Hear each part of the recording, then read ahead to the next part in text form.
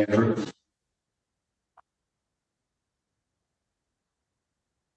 Andrew.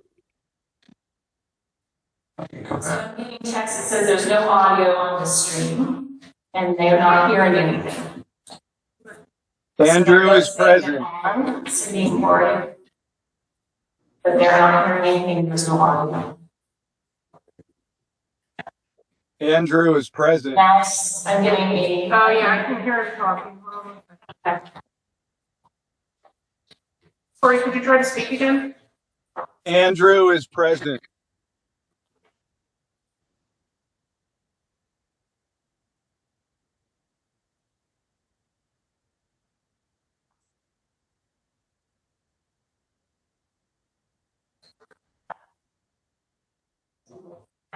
Andrew is present.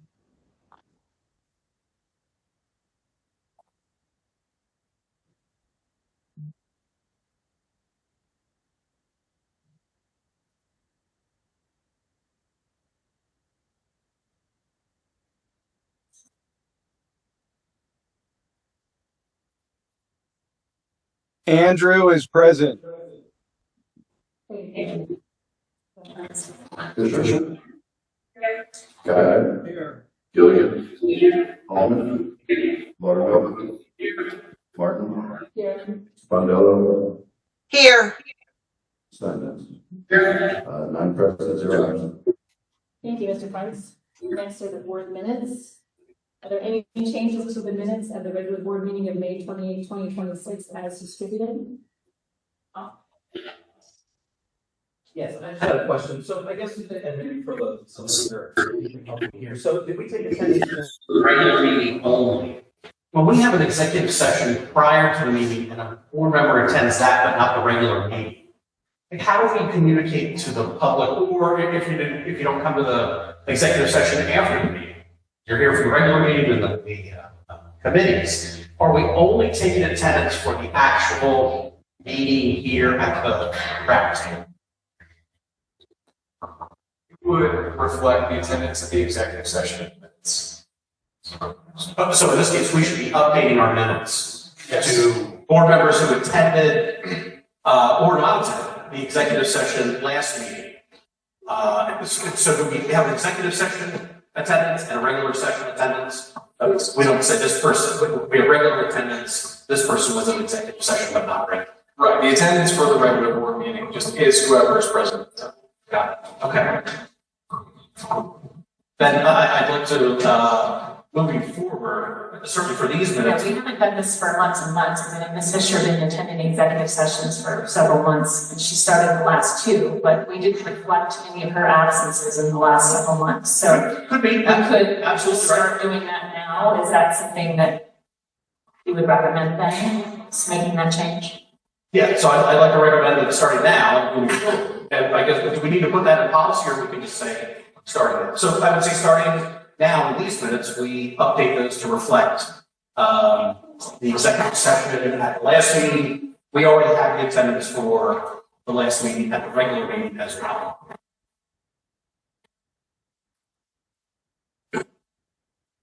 We make an official motion that we amend the minutes to reflect attendance, or you're just making a statement that going forward you would like to see that for next month's meeting? No, yes, I think reflect it here for the public to review moving forward. So, I guess we have all items here, so you'll know if you were here or not in executive session last time. So yes, I make a motion that we amend the minutes to reflect executive session attendance in conjunction, no change with the regular meeting attendance. Do we want to specify in your motion who was present, or how are you wanting to do that? It needs to be more specific, I think. Do we have that specific in the motion, or just make a motion and then update it with the data? Whatever you say is what. I mean, you're hanging me out. Okay, so, all right, I'll take All right, so this is your motion, Dave, when you make the Sheet of suggestion. paper here. So the motion to amend the minutes, add a line for executive session. And who was not in the executive session last meeting? I think everyone was present. All minutes. Okay, so all present in executive session, and then we have the correct attendance for the regular meeting. That's the motion. We update the attendance to add a line for executive session, all present. Do I have a second to amend the minutes of the May 28th, 2026 meeting? Second. Second, Ms. Fisher. Is there any further discussion? All those in favor? Aye. Any opposed? All right, motion carries to amend the minutes. So now we'll do a motion to approve those minutes. That's clear for the record. So I'll just make the motion to approve the regular board meeting minutes of May 28, 2026 as amended. Do I have a second? I'll second. Second, Seth. Is there any further discussion? All those in favor? Say aye. Aye. Aye. Any opposed? Motion carries. Now moving on to Palmyra Pride. Dr. Hedler.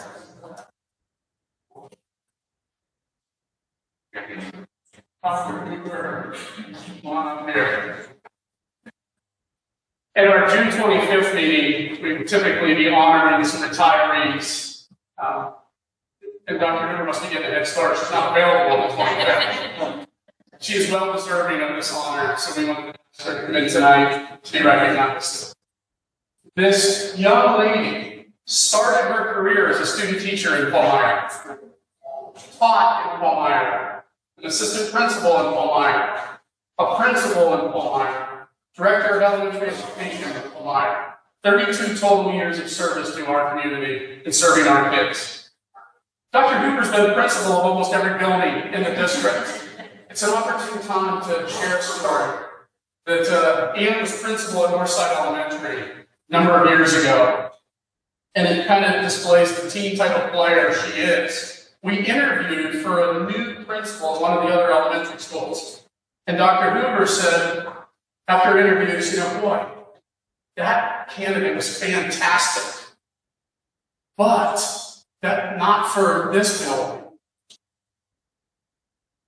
And if there was only a different building, and we went home that night and I pondered what Dr. Hoover said about me. So I called Ann and said, Ann, what do you think? Would you be willing to change buildings and have that candidate be the principal of your school? And like a team player from ours, she was all in. Yeah, I would do that. And we have Mr. Brett Applequist as the principal of Northside, who's a fantastic leader. The selflessness of Ann Hoover is shown through that story. She didn't want to leave Northside. Pine doesn't want her to leave, right? A terrific leader. The staff that Ann works with would run through a wall for this race. Well-deserved 32 years. We'll celebrate you as an administrative team. I know your Pine staff celebrated you. We couldn't be happier for you. You deserve a long and healthy retirement after 32 years for Palmyra Schools. Thank you.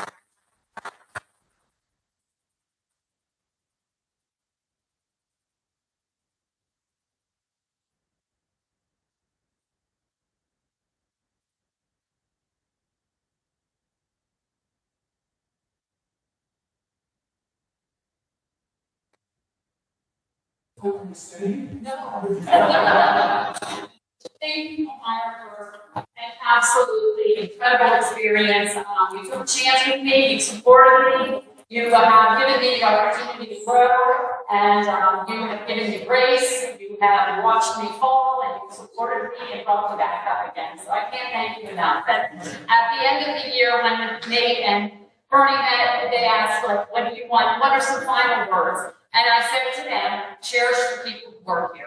From support staff to professional staff to administrators to custodians to the lunch ladies, everybody. Meyer is lucky because of the people we have here. So please cherish and value the people you work with. So thank you.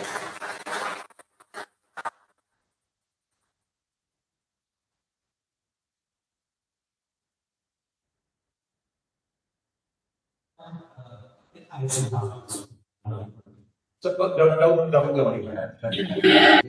Don't rush out yet. So, Dr. Hoover, as Dr. Kemper said, she's been here a long time, done a lot of great things. I just want to convey, because I have a mic that's going up here, it takes some minutes here.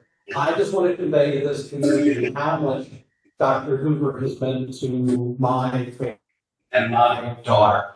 She had some struggles in elementary school, and we went to work through that. And had some issues, and she didn't quite qualify for some services. And we kind of went through that for a year, and then Dr. Hoover came on board. And we had the same type of meeting, and Dr. Hoover said, well, there's things we can do, and there's things we can't do, but we are going to move heaven and earth for your daughter and do everything that we absolutely can to help her thrive.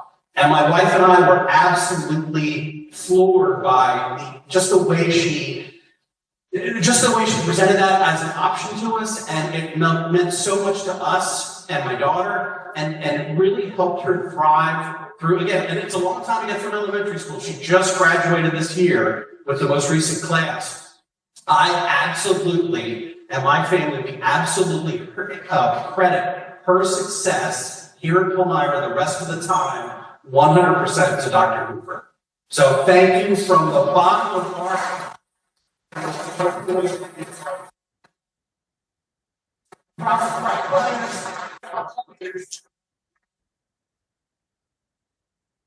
you, Mr. Lana. Thank you, Dr. We'll let you leave now. Thank you. All right, moving on to the approval of the treasurer's report. That's Mr. Simons. Thank you. The treasurer's report includes expenses through May 31st. Our expenses year to date is at 55.2 million. Looking over the documentation, I did find everything for it. I'd like to make a motion to approve the treasurer's report as presented on June 11th. I have a motion to approve the treasurer's report as presented on June 11th. Do I have a second? Second. Second, Ms. Spondello. Any further discussion? All those in favor, say aye. Aye. Is there any opposed? All right, the motion carries. All right, just a very brief president's report this evening. Just a quick update on the district office, because I know that has been a question many in the community have had. Dr. Kepler spoke with Mr. Weaver, who's the developer, last Tuesday. At that time, Mr. Weaver indicated that the electrical connection with MedEd should occur by the end of June, and the construction completion occurring in July 2026. The contract states the June 15th, 2026 settlement date. Mr. Weaver has indicated that he will not be ready. And then further, Saxon and Stunt is the solicitor that initiated the representation of us through the district office project, and they are continuing that for us through the completion of settlement. Finally, then I'm optimistic tonight that we're going to be able to pass a 0% budget which demonstrates the board's commitment to responsible stewardship of taxpayer resources by leveraging our increased state funding and pursuing some innovative cost-saving measures, which Mr. Franks has been instrumental in helping us with. So just wanted to give a little shout out, some good news tonight. And then one last comment, I'm going to turn it over to our solicitor, Mr. Boland, who's going to make a brief statement around wrestling. The district and its legal counsel are carefully reviewing the assertions made by Mr. Rankin's attorney in his recent correspondence. The district is actively working to determine and execute the best path forward. However, as previously mentioned, because of the threatened litigation against the district is limited as it relates to any further comment or providing additional substantive information at this time. Thank you, Mr. Boland. That concludes my president's report. So then we'll move into visitor comments. We have a list of a few individuals this evening who have signed up. So we will start with Ms. Kristen Hubbard, who is first on our list. Just a reminder that each person will get 5 minutes to speak, and that this is not a public meeting, but it's a board meeting that's held in public. So we will listen to your comments and take them into consideration, but please don't expect a back and forth dialogue. We are here just to listen to your thoughts and feelings on issues that have been important to you. Let me know when you're ready and I will start the time. And then you have your assistant handing out things for you.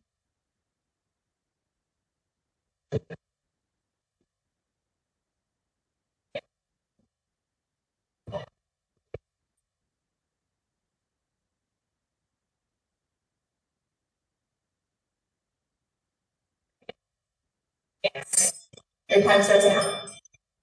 So I wanted to follow up with the last meeting. So my daughter currently attends Cooper Academy. We run into some things online that wanted to bring to your attention. So somebody said something here. So you can come up here, but it unfortunately it just projects that way. I would love for you to hear me because I really feel it is important. So basically, my daughter was given, well, like any student, my daughter learns with hands-on activities. Hands-on are hands down the best kind of learning experiences for kids. So they have a lot of great ones in the Accelerate program, and we've utilized a lot of them when we've come into some issues. So I wanted to kind of follow up with some of those and kind of ask for your help for making the program better, because I feel that it can be, and I feel like with your help, we can make it great. So my daughter was given a project to pour paint thinner into a bucket for an art project. Well, if you look at paint thinner, it's got some pretty hazardous wording symbols on it. You can see that in number 1. That's just the shipping. Now on the bottom are the wording symbols that our kids have to worry about. They gave her nothing. They didn't tell her go in a ventilated area, use gloves, nothing. So if we look at number 2, you see that all the warning labels, they can be hazardous to your health. They can be harmful as swallowed or just simply inhaled. Now this project was given in April. It's cold outside. This is not a project that was expected to be done outside by kids. So this would have been inside with a dish pan, pouring paint thinner in. It just doesn't seem to make sense. So I reached out, just giving some options. There's different ways to do this. I was told to get a non-toxic paint thinner. So I Googled it, and on page 3, are non-toxic paint thinners really safe for kids? First thing, no, they're not.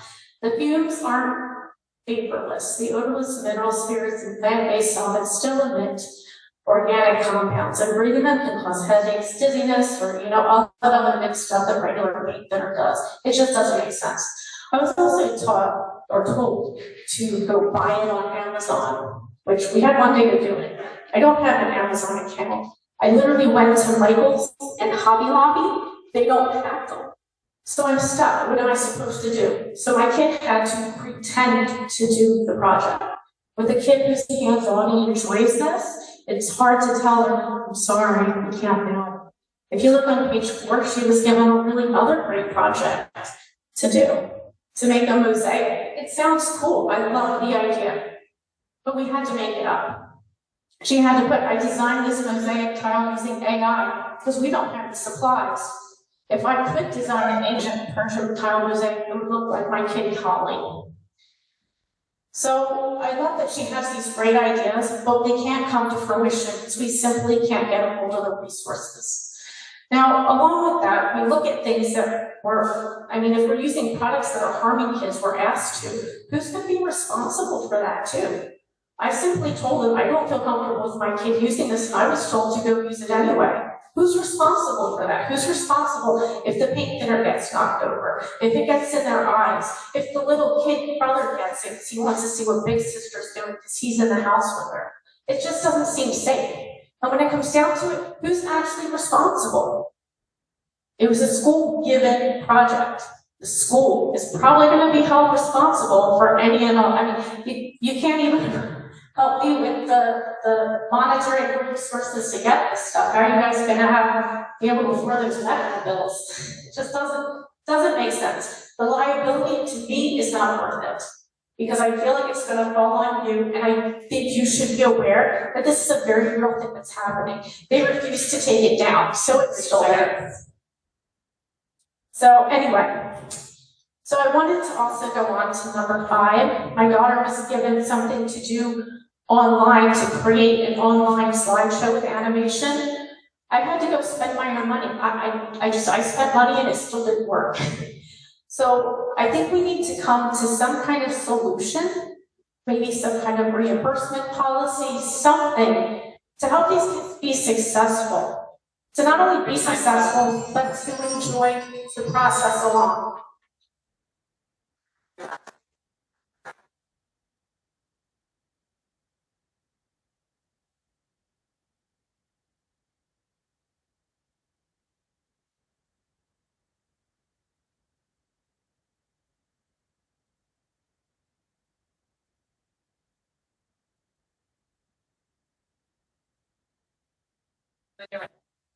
Okay, go ahead.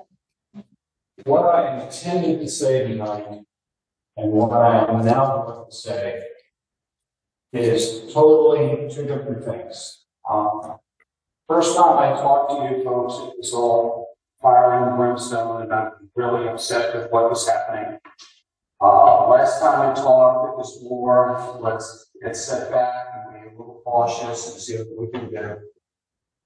I just came from probably the best executive board meeting that I ever experienced in my life.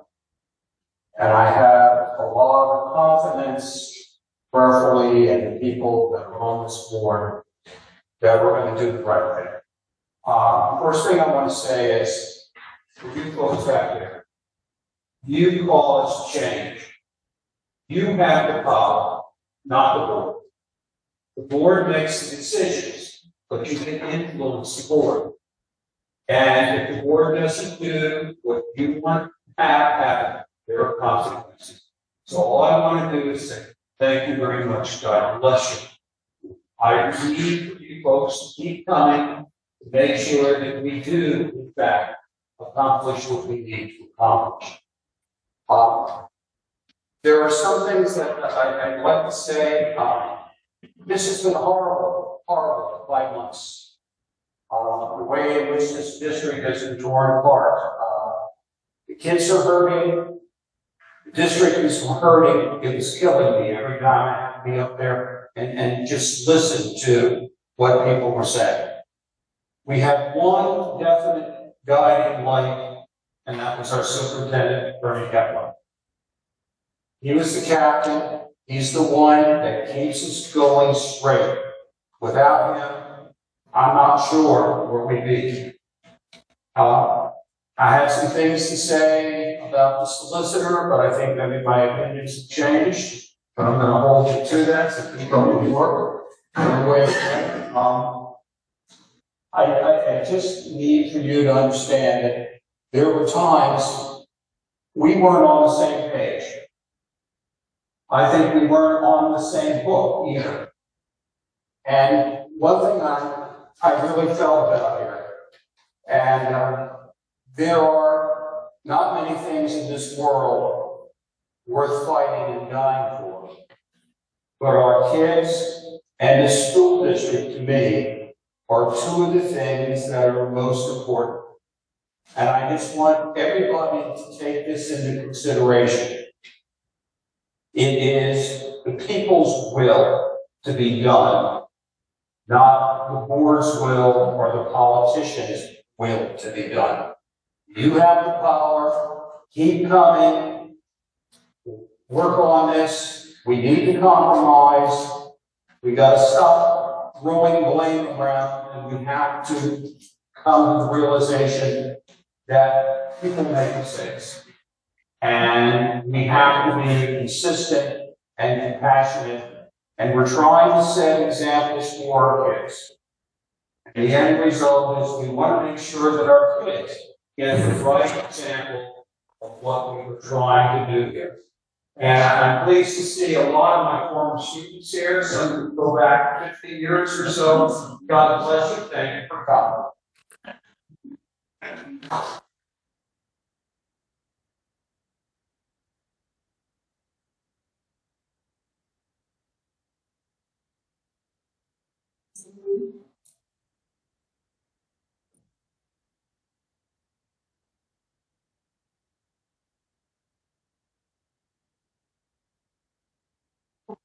Thank you. Thank you. Your time starts now. Leveraging power in Lebanon County. Given some of the zeitgeists that certainly appear to be afoot in this community, I'm concerned about those who seem to be both willing and able to capitalize on not only the raw power of PASD bureaucratic peer pressure, but also upon the raw power of a larger crowd and mass behavior situation whenever the possibility of such a community moment presents itself. I'm also concerned about those who seem to exhibit the moral relativism often associated with living out the phrase, never let a crisis go to waste. I never heard of that phrase, never let a crisis go to waste, until I heard of reports about its use by the Democrat Party ideologue, Rahm Emanuel. About now, you may be wondering to yourself, here in Lebanon County, what crisis is this guy talking about? Well, the crisis I now have in mind is the crisis of whether or not the PASD board is going to have the moral courage to stick to its recent enforcement of rules that apparently the district currently has in place concerning district employee personnel matters. Now, just think about one individual, or possibly a small group of individuals, seizing the opportunity to dramatically oppose that recent board decision to actually enforce certain PASD board rules in a particular employee personnel situation. When I finally looked into the phrase, never let a crisis go to waste, it occurred to me that the use of such a strategy seemed to fit into a MO associated with moral relativism or the ethics of the end justifies the means. Let's say that within Lebanon County, you hold a position as a PASD board director. Let's also say that some of your fellow board directors hold to ethical, ideological, or political standards not in alignment with yours. And then let's say that there is a possibility that a particular district employee personnel matter can be managed into a divisive, quote-unquote, crisis situation within the community. Does all of that seem to be far-fetched? Or would all of it make sense in the world of Lebanon County realpolitik? If the end justifies the means, does an opportunity to help orchestrate the denigration of one or more of your fellow board directors who are apparently not turning a blind eye to the actual facts in certain PASD rules also sound like a good opportunity to not allow the current crisis to go to waste? After all, could just possibly not allowing this current Lebanon County crisis to go to waste help create future opportunities for the installation or election of ever more secular humanist moral relativists onto the PASD board, regardless of whether they identify as a Democrat, Republican, or something else? Speaking of the world of realpolitik power, truly there is nothing new under the sun. All this recently brought to my wife's mind a portion of the Old Testament book of Judges, the portion found in Judges chapters 19 to 21.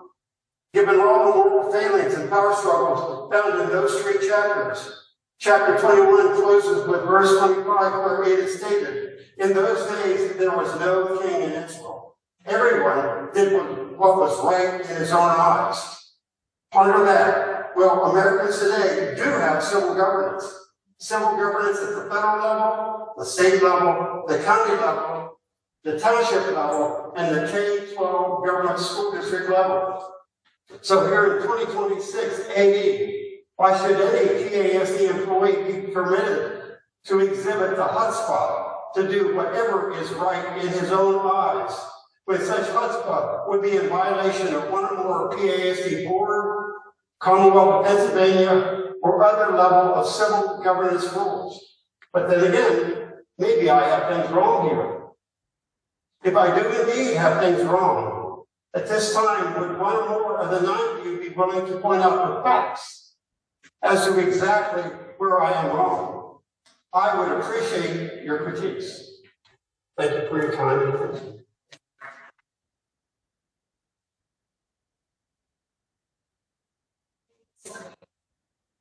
Now we'll hear from Mrs. Lee.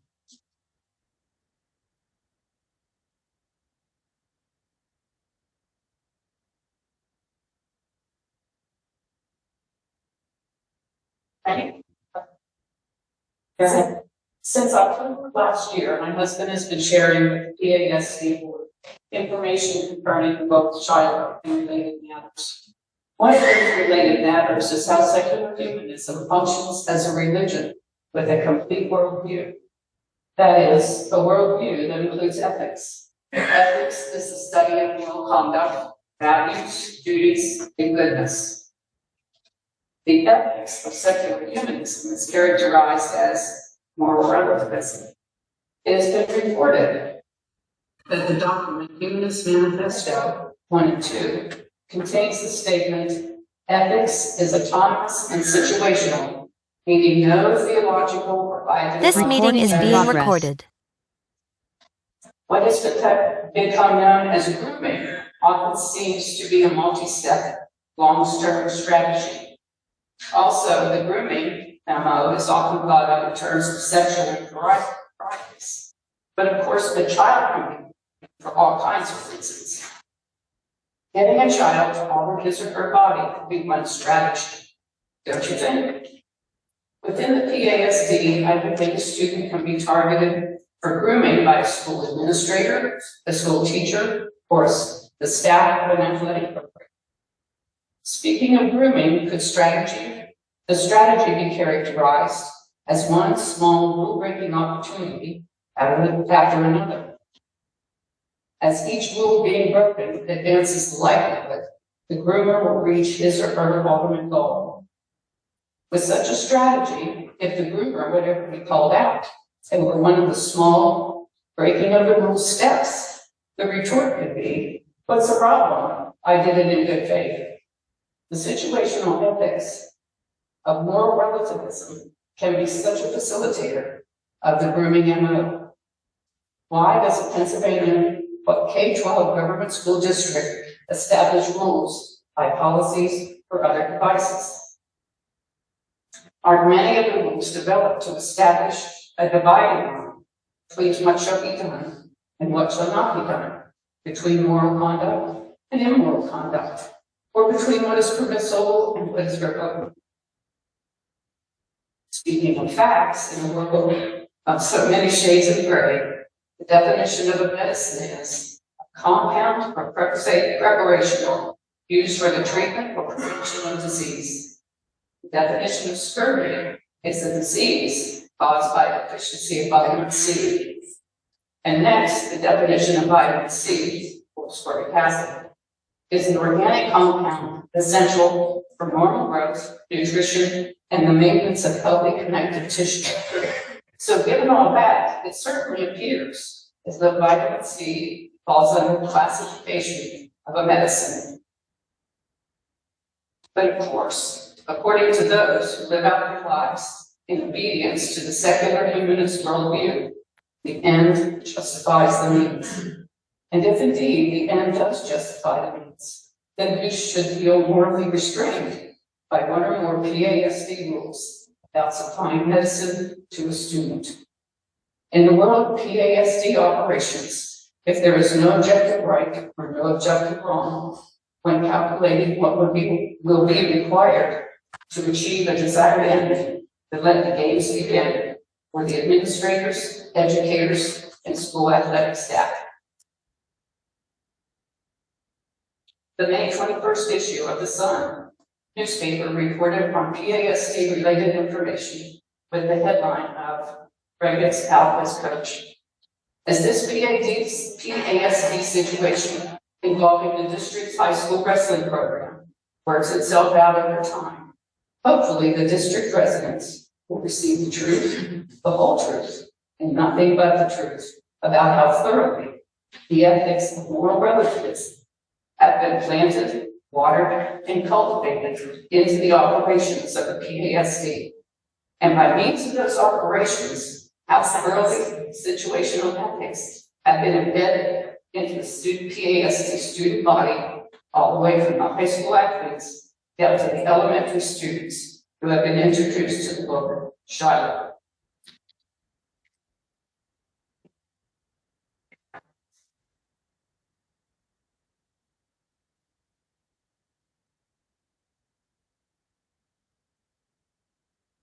Right, next we'll hear from Candace Hurley.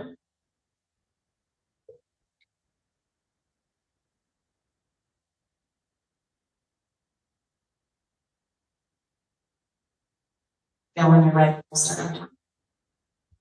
All right. Okay, go ahead. Start with you. Well, maybe I will. Just have to let you know. Good evening. My name is Candace Hurley. I do come to the meetings regularly. I also watch on Zoom and I also watch the tape recordings. The reason I'm here tonight is not really to talk about the wrestling coaches. I'm here to talk about the board.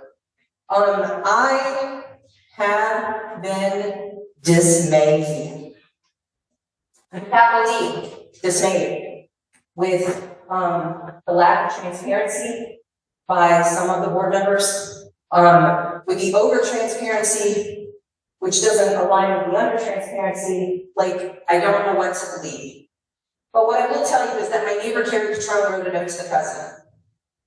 Ms. Martin, I like you. I know you, I love your son. But your response to her, when she raised questions about accountability, and the fact that it wasn't replied to all, but it will be posted so you can see the response. Have you ever attended a board meeting? Really upset me to the core. So I'm changing kind of what I spoke about, but it's not really. I had the opportunity to read your letter. I've read several letters. I live around Bernie. I talked to Dave. I had breakfast with your niece this week, right? So I am part of this community. We have got to do better for our children, for the people who are going to be leading us in the future. People making threats to the board members, you're wrong, and it's happening. People making threats to the Walmart manager, you're wrong. That is not the world we live in. You go to the polls and you vote. You come to the board and you speak. You write letters. You go to the media. That's what you do. Now, I'm aware that the wrestling coaches are a hot topic right now. I'm aware that they have done great things. I'm aware that those of you who voted against it may think that you can look in the mirror, or not may think, you can look in the mirror and know that you voted the right way. Okay. But I'm here to tell you that there are a lot of policies in this school district that are broken. I've been subbing for 6 years. Into 7 school years, I've been subbing. I won't be next year. I'll be missing it, but it'll be okay. I hope that the weight of the policy that was broken was considered. When we had a teacher who posted on social media 2 years ago and was banned from school until they didn't have somebody to come in at the last minute.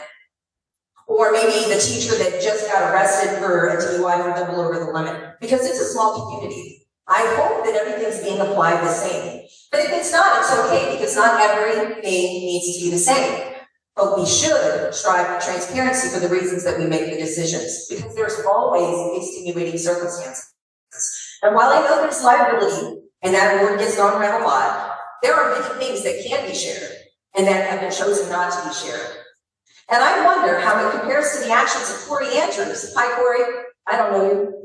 But violating ethical standards when school members are required to recuse themselves when they have a vested conflict of interest. His son, repeatedly over the last several years, being pulled from the mat, being tried to handle him, and Corey getting involved.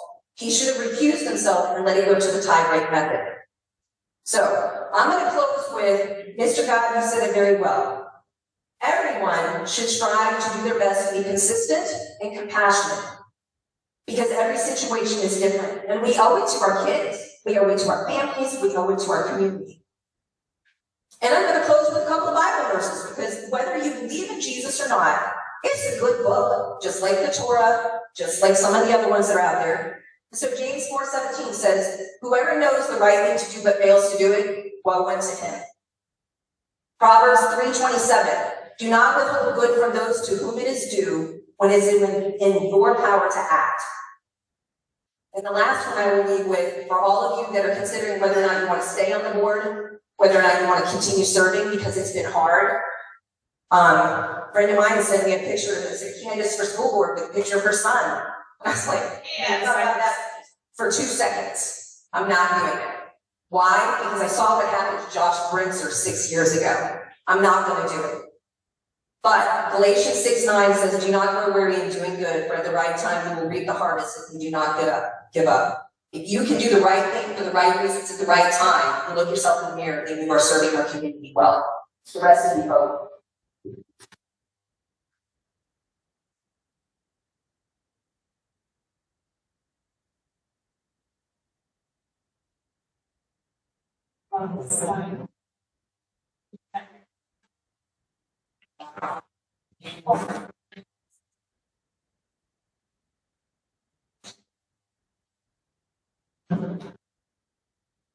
Thank you again for the opportunity to speak.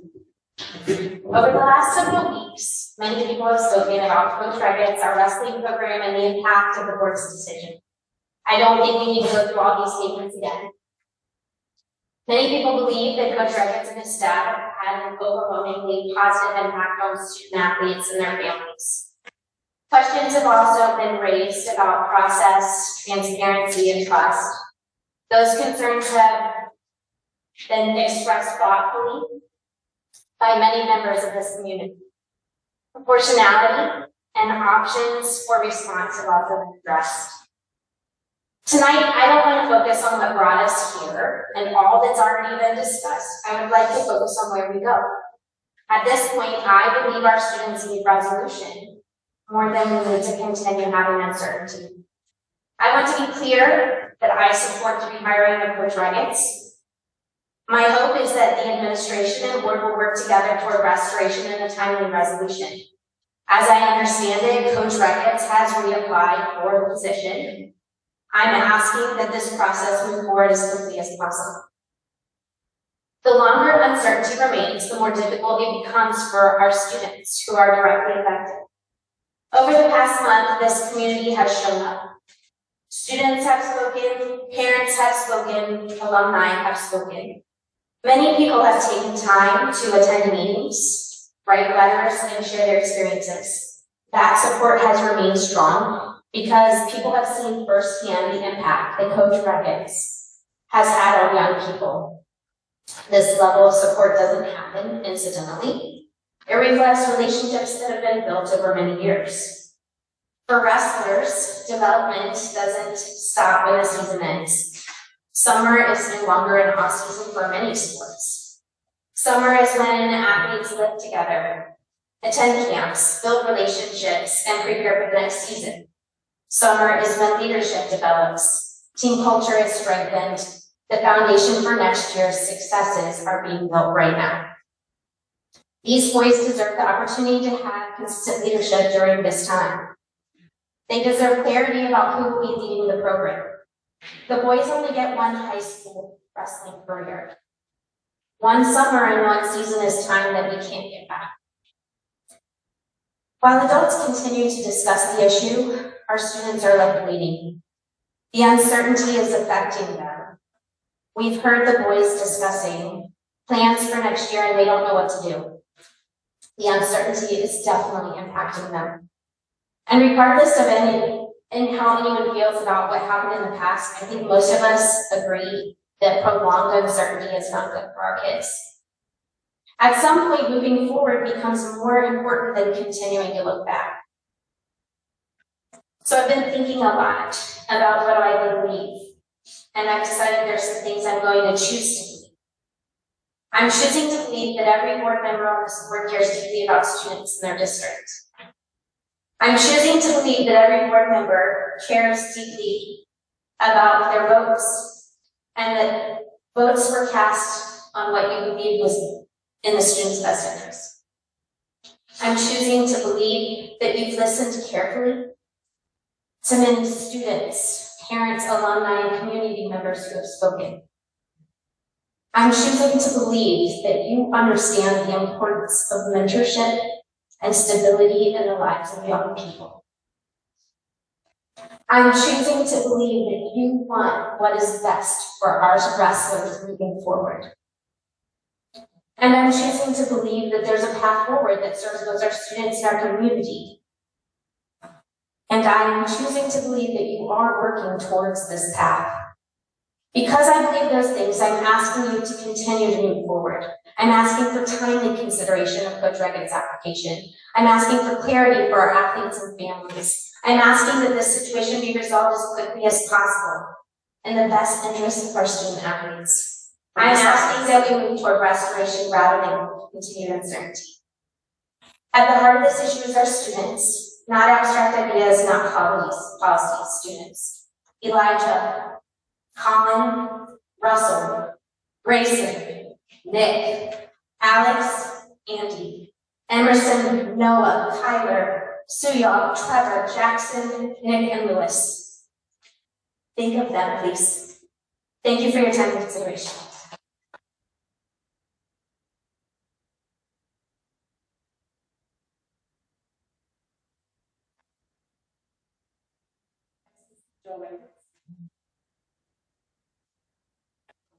No question. Let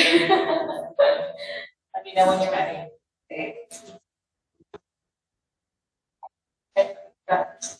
Jonathan and I have not yet been able to have children of our own. That simply has not been God's plan for us so far. But these wrestlers, they are our kids too. And that is why this has been so painful. Jonathan is a father figure to many of these boys. He's a mentor and role model, and he's helped shape the lives of countless young men in our community. The truth is, you can take away a title, but you cannot take away who someone is. And Jonathan has never stopped being their coach. Today is Jonathan's birthday. So where is he tonight? Is he out celebrating with friends and family? Is he at dinner, taking the evening off? No. In fact, you may notice that many of his wrestlers aren't here either. And that's because he's with them right now at the annual summer leadership camp he organizes every single year. During the hottest, most humid week of the summer, Jonathan used his own vacation days from work and chose to spend his birthday investing in these boys. As I stand here, they are out in the woods, learning leadership, discipline, resilience, teamwork, and mental toughness that can't be taught on a wrestling mat. They are building fires, building shelters, taking turns staying awake through the night to watch the fire, learning responsibility, learning accountability, learning to rely on each other, and learning brotherhood. That is where Jonathan chose to spend his birthday. And it's not just today. Something like this takes weeks of preparation. After spending Memorial Day weekend coaching them in Virginia Beach, Jonathan came home and went right back to work for these boys.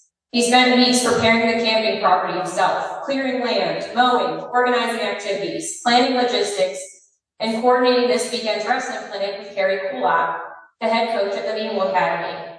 So please ask yourselves honestly, how many people give that much of themselves to children who aren't even their own?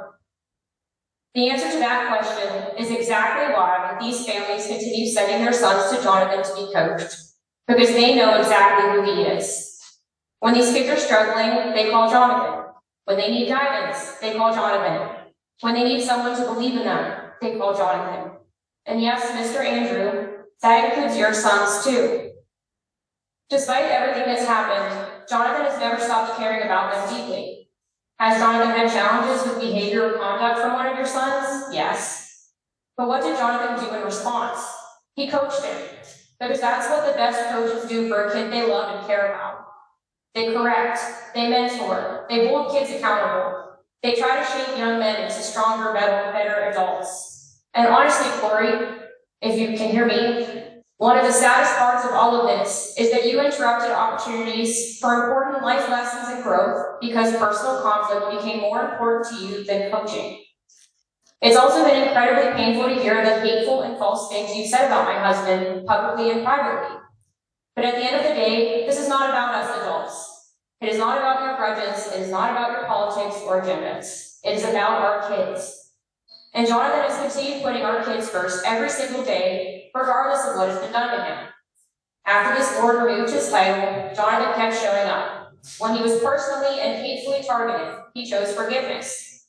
While his character was attacked, he kept mentoring.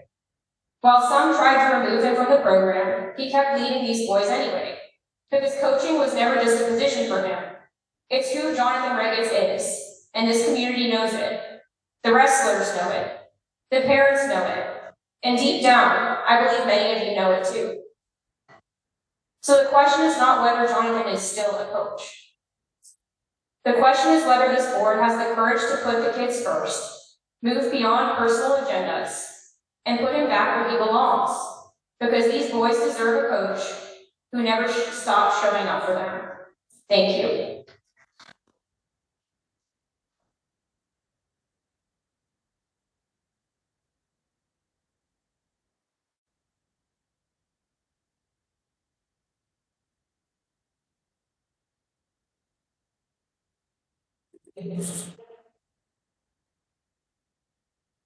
Yeah, when you do that, your microphone.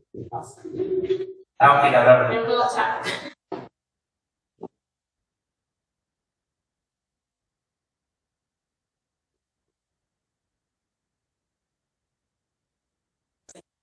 Are you ready? Yeah. Okay, go ahead. I was hesitant to come here to speak before this board. However, over the past 2 weeks, I've seen 2 letters put together. I've seen countless news articles, signs around the community saying, hire the coaches, fire the board. We've also seen regular news articles that suggest that issues in our district have attracted attention well beyond this room. When disagreement becomes so public that it spills into yard signs, newspaper editorials, and community-wide debates, it's often a sign that communication has broken down somewhere along the way. As a community member, this is embarrassing. I'm encouraged by the level of engagement by our community and by those who continue to come to these meetings. I'm deeply discouraged by this board's ability to work together with the community through several challenges. That concern is evident in the fact that on several of these issues, there are clearly 2 sides that are no longer speaking to one each another, or seemingly that's the case. And over the past several months, it seems clear that this community is putting this board on notice. And I believe that this is what accountability looks like. When communication breaks down, trust erodes. When trust erodes, people become frustrated. And when people become frustrated, they become engaged. They ask difficult questions, attend meetings, and demand answers. And the message from our community seems pretty clear. People are paying attention, and we expect that. With the current level of engagement, if I were sitting in this board seat, I'd probably be a little nervous. Not because people disagree with me, but because so many people are starting to believe that they are no longer being heard. If I were a potential staff member, coach, or employee considering joining this district, I'd think twice before applying. The back and forth dependence needs to stop. As a leader in a local business, I can tell you what I think we're lacking now, that's trust. Trust between members of the school board with each other, trust between the school board and the public, and most likely trust between the school board and staff. I'm grateful that each of you is willing to serve and invest your time in these meetings. And I remind you that holding public office is about more than a few hours spent sitting here at this table each week, twice a month. I've heard a lot of complaints and demands tonight and people calling for action. But I haven't heard any practical solutions that get to the root of the trust problem we're facing. And to be honest, I don't like to complain without offering a solution. So I'd like to challenge each of you to have 10 conversations with some members of this community. I think there's plenty of people here who would love to have personal discussions. Then the next week, I'd be encouraged to hear what you guys heard and what those conversations did to help strengthen your connection with this community. I want to see a show of hands by the people in this room who here is invested and wants to see Paul Meyer move forward together as a community.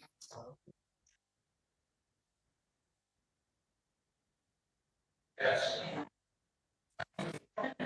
Notice who raised their hands and who didn't.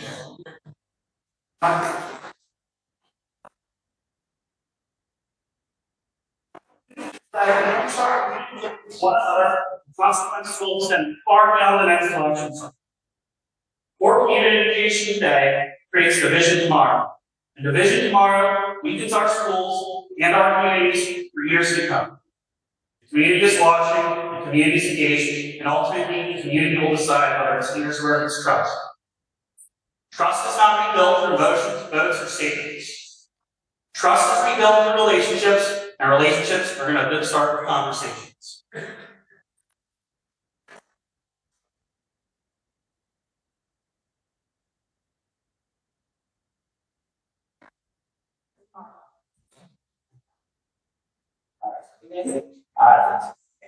Alright, so I'm gonna separate you two from the rest of you.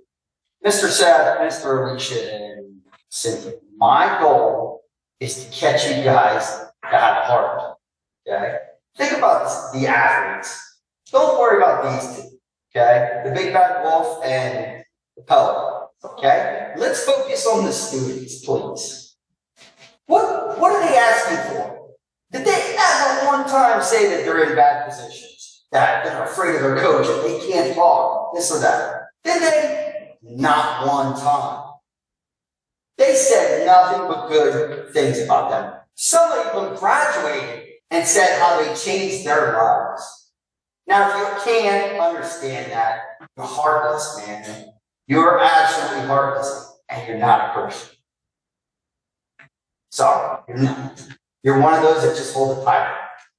So just think about it. Think about those athletes that are here, standing up for two guys that are great people, that in nobody's eyes, they really didn't do anything drastically bad.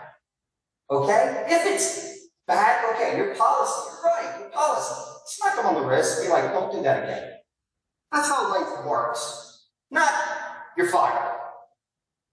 Okay? Just think with your heart. Open up your heart and understand. Be the Christian that you are. You guys, please, you can change this right now.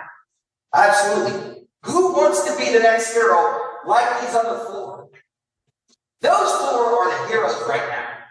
You have a chance to be the bigger hero because you're the vote that's going to change. You got Fox here. You got a lot of media. Right now, you can look really, really good. You would love it. Now, let's move on to this one. So you want to write an article, okay, calling them childish. Well, if doing the right thing is childish, I'll be here in 2 weeks. You can call me childish every time I show up. I really don't care. Because if that's childish, to stand up and do what's right, I'm sorry. I'm childish too. I own that 100%. Then you want to go out and say that they're targeting the big bad wolf.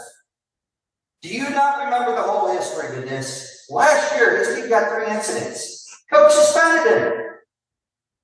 What happened? Not a thing. Everybody went on with their lives. This year, the big bad wolf gets on December 4th, and now, all of a sudden, the coaches try to discipline his son. Oh, no, don't. The very next day, he's suspended for lame allegations that were proven not guilty. Okay? 2 weeks after that, all of a sudden the assistants are gone. No, that's not a coincidence, right? And then you fire your solicitor. You're joking. You're going to lose a lot of hair, man. Working with you. Seriously. I'm telling you. Goodness. Anyways. But anyways. You don't understand, man. You're following this guy, and it's dragging this whole board down. Except for 4 girls. That's what I said. You guys have a chance to change and make this right. And I would love to see it as soon as possible. Because she wants to call them cowards. Why? Because they went to the media. Explain that. What? Why did they go to the media? Because you don't listen. None of you did. That's why we need to think about that one a little bit. So who's the coward? I think it would be you or the coward. You know why? Because these guys didn't even get told that they were getting fired. I mean, that's sad. You're the coward. You can't even tell them to their face, hey, we're not going to renew your contract. No, you hide in the shadows and do it behind our back. Now who's the coward? 30 seconds. Okay, now you're the liar. You lied to these kids. You told them to come up here and tell you. Oh, you even made it short. You were like, oh, the more kids that come up, that's great, we want this. You didn't listen to nothing. You lied to them. You lied to everybody by saying you listened. However, you guys can change this, and you will be our heroes, right? Let's go.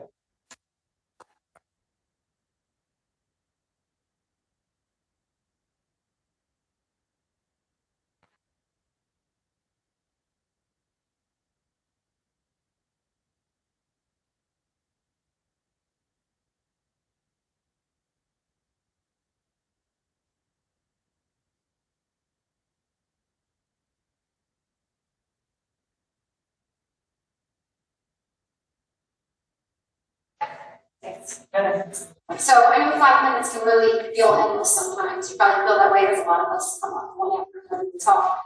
But sometimes it's certainly just not enough.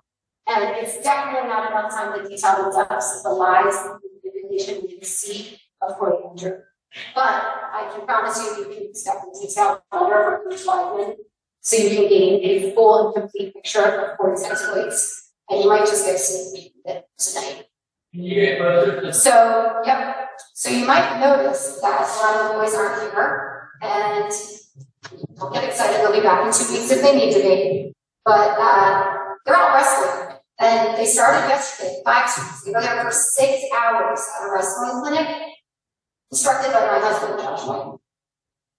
My son Nick is still there, he won't be back until Friday evening, and many of the boys are there at Bioservice. Now, out in the wilderness, as Jill mentioned earlier, Jill Riggins. They spent the night at Bioservice Wednesday. They're out today, get tested physically and mentally, and they're going to sleep there tonight under the stars. They're bonding as a team with their coach. Josh and John have not lost that title, coach. You can never take that away from them. You can't sever the bonds these kids have with these men. But here's what you can do, and you can do it right now. You can make a decision to stand with us.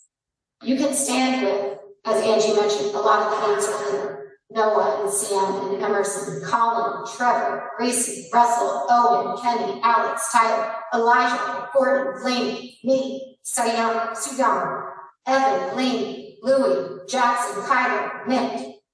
You can restore the trust you broke with them, our boys, and you can do what's right. You were elected to serve this community as representatives, and Jill, you were quoted saying, you must represent the entire community, not just the ones that show up. But where is everyone else? Why aren't they showing up? Do they oppose the coach's reinstatement? I mean, it seems like the pleas they seem really misguided. The only dissent I have seen comes from the tables in front of me. The efforts our wrestling families, we will not relent. We are fighting for truth and honor. 4 board members recognize that, and we thank them. We thank you, Ms. Guy, Mr. Laudermill, Ms. Fisher, Ms. Gilligan. And I want to thank Dr. Kepler too, because he has remained so calm and neutral and rational. I don't know how you do it, honestly.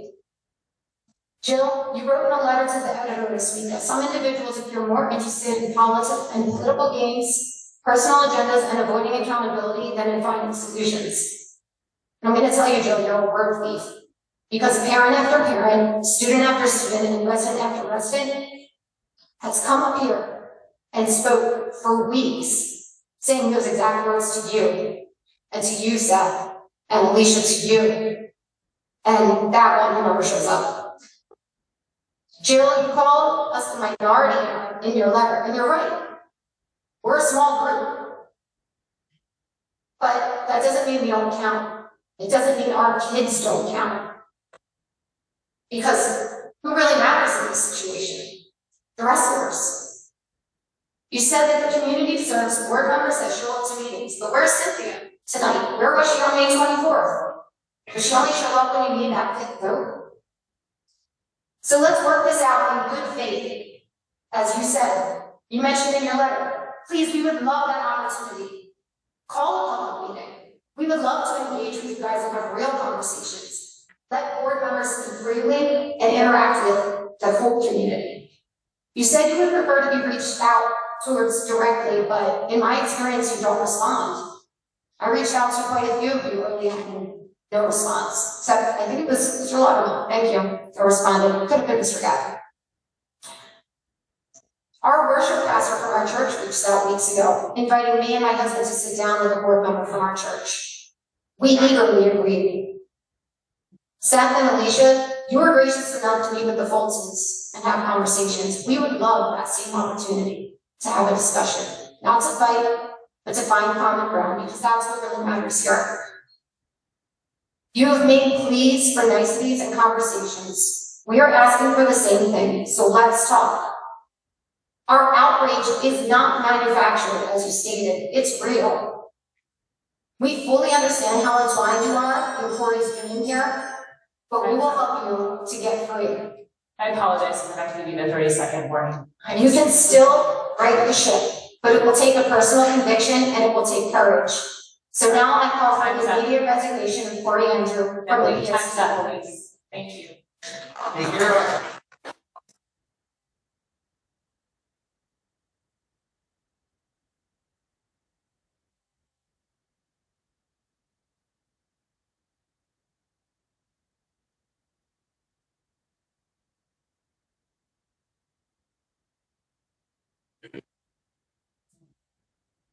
Let me know. Thank you for your work you do for our schools and our community. We have wrestling coaches. Your role goes beyond budget policies and programs. You are shaping the future of our students and the community they grow into. Community is more than a word. It's a connection between students, teachers, coaches, families, and leaders like you. It gives students a sense of belonging and pride, and every decision you make helps define who we are. One of the most lasting impacts you have is throughout the program is you support. Athletics, especially wrestling, are more than extracurriculars. They build discipline, resilience, teamwork, and character. They help create leaders and give students a place to grow and feel supported. Our wrestling team and coaches are doing more than teaching the sport. They are mentoring students, building confidence, and representing our school with pride.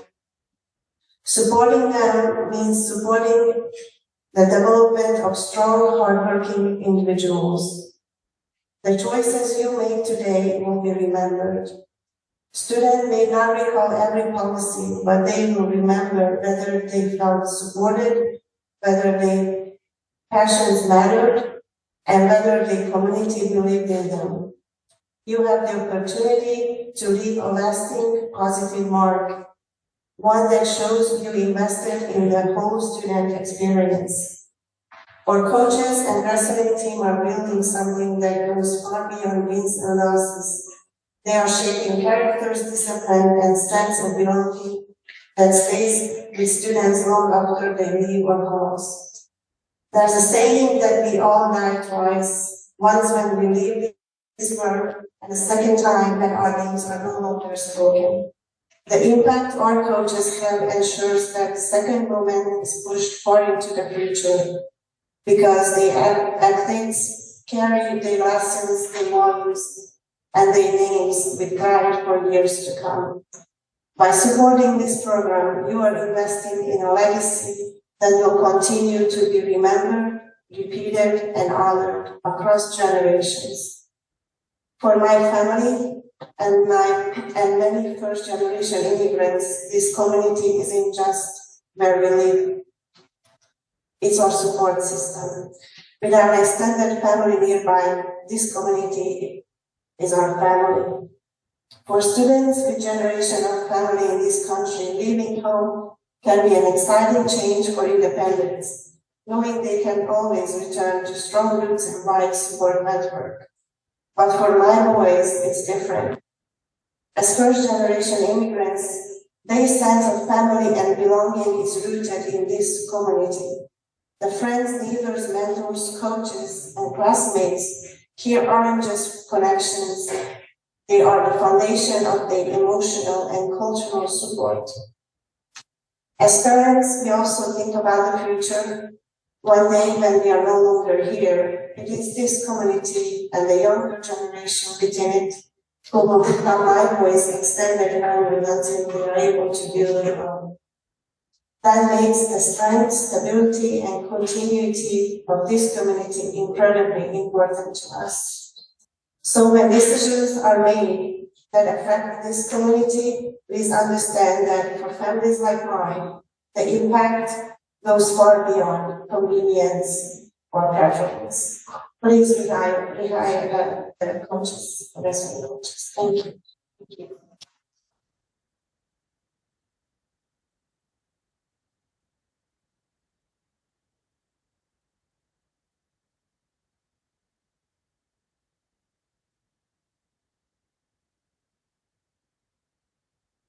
All right, you ready? Okay. My name is Alicia. I am here tonight to formally call for Corey Andrews' resignation from the school.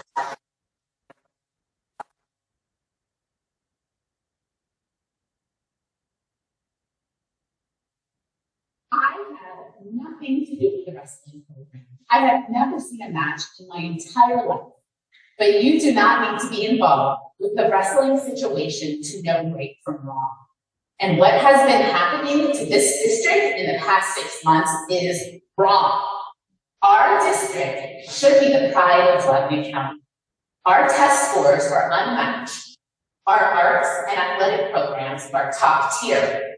And our teachers and support staff remain undeniably the best in the county. Yet, in just 6 months, we have gone from the pride of the county to the laughing stock. This rapid, embarrassing decline rests solely with this board. Since the day you were sworn in, you have been utterly dysfunctional, and Corey Andrew has been at the heart of that dysfunction. Instead of leading, you have subjected us to a 6-month case study in how to turn Palmyra pride into the county punchline. First, the board questioned a respected educator's professional judgment over a simple book. Yes, the book was ultimately approved, but what message did that embarrassing circus send? How many of our teachers are now hiding innovative ideas out of fear? Fear of being interrogated and fear of being publicly embarrassed by this board. I commend you all for supporting the new teacher's contract. Money matters, but no amount of money makes up for feeling disrespected by the people in charge. Then came the mechanical issues at hand. When you have children sitting in a building with a history of mold and failing HVAC systems, you fix it. You fix it without question and you fix it without debate. Instead of a common sense decision, you turn basic maintenance into a spectacle. And yes, the money was eventually approved, but not before an embarrassing HVAC failure. If you review the initial debate on this topic, it was Corey Andrew who suggested an embarrassing piecework approach, instead of responsibly fixing the entire problem. Then came Corey's embarrassing and insulting statement that teachers don't want to work at home. My daughter attends mine. And every single teacher and staff member clearly loves their job and our students. Mr. Andrews' insult was unacceptable. My heart soared knowing that my daughter is surrounded at school by strong women, women who stand up for themselves. But it is an absolute embarrassment that our teachers had to come here to defend their education or defend their dedication to Pine.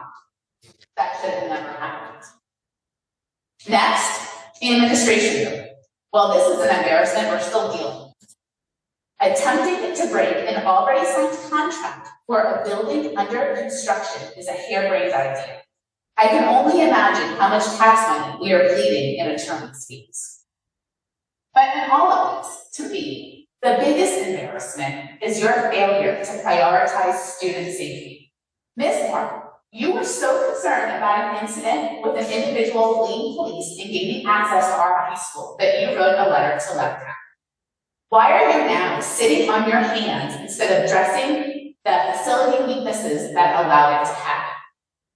This board has a proposal for a new secure gym, and embarrassingly, you did nothing. This board has been told about needed safety updates at Pine. You talk about it, but talk isn't keeping our children safe. You embarrassingly do nothing. This board was warned about safety hazards on the school softball field, issues that go far beyond a glaring inequality with the baseball field. You embarrassingly do nothing. This board has been told our wrestling facilities are unsafe and have caused actual injuries to our students, yet you embarrassingly do nothing. So I ask this board, when is this embarrassment going to end? The damage to our district's reputation over the past 6 months is not easily undone. For the sake of our students, our staff, and the future of Palmyra, Corey Andrew, it is time for you to do your part and cut down the embarrassment. You need to resign.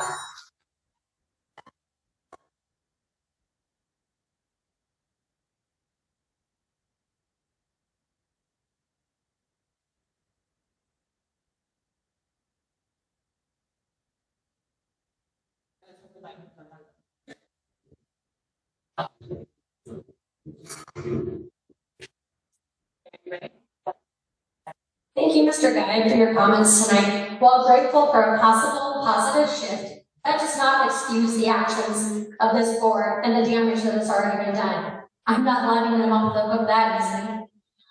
I did not see the wrestling room expansion on the agenda. That's still happening, right? I mean, the safety of this team is your top priority, correct? Or did the attorney tell you not to speak about that one too? To the four of you, thank you for finally starting to take the gloves off. The letter you sent to the media was a start, but we need to see round 2 and round 3 immediately thrown at these 5 board members. Hopefully you have a knockout punch ready to go. You asked the community to show up and continue to do so and speak, and we are. But honestly, you 4 are the only ones that actually listen and take the community's words seriously. Basically, the community is just the little kid sitting at the adult table. Ultimately, we get no say in what is actually happening, and they know that. They give us blank stares and scroll through their phones instead. They do not care about what we are saying at all. The people you are sitting next to you aren't just being difficult. They are being vindictive and playing an extremely dirty game. They have been unethical at every level. They are continuously lying week after week. They are hiding information and actively avoiding the public's comments and concerns. They are doing so because they don't have any real answers or information to back it up. It's just more lies, twisted words, made up policies. Doing so while pounding a gavel and telling the community to sit down and shut up. They are destroying, in a matter of months, what hardworking teachers and coaches have spent years building Palmyra to be. We have been polite. We have maintained respect while sharing our frustrations and feelings. You 4 board members have also done so. But being the nice guy or the bigger person is not going to work when dealing with people like them. A group of calculated manipulators with egos that need titles in front of their name to show they are superior to others. They have already gotten away with too much. Their agendas have gone too far, and the damage is already being done. Actual force needs to be taken against them, and it needs to happen now.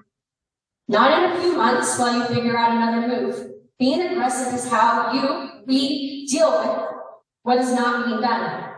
Does it make us bad role models for our kids? Or does it mean we're being disrespectful? It just means enough is enough. Your parents, how many times have you told your kids to get their shoes on so we can get in the car?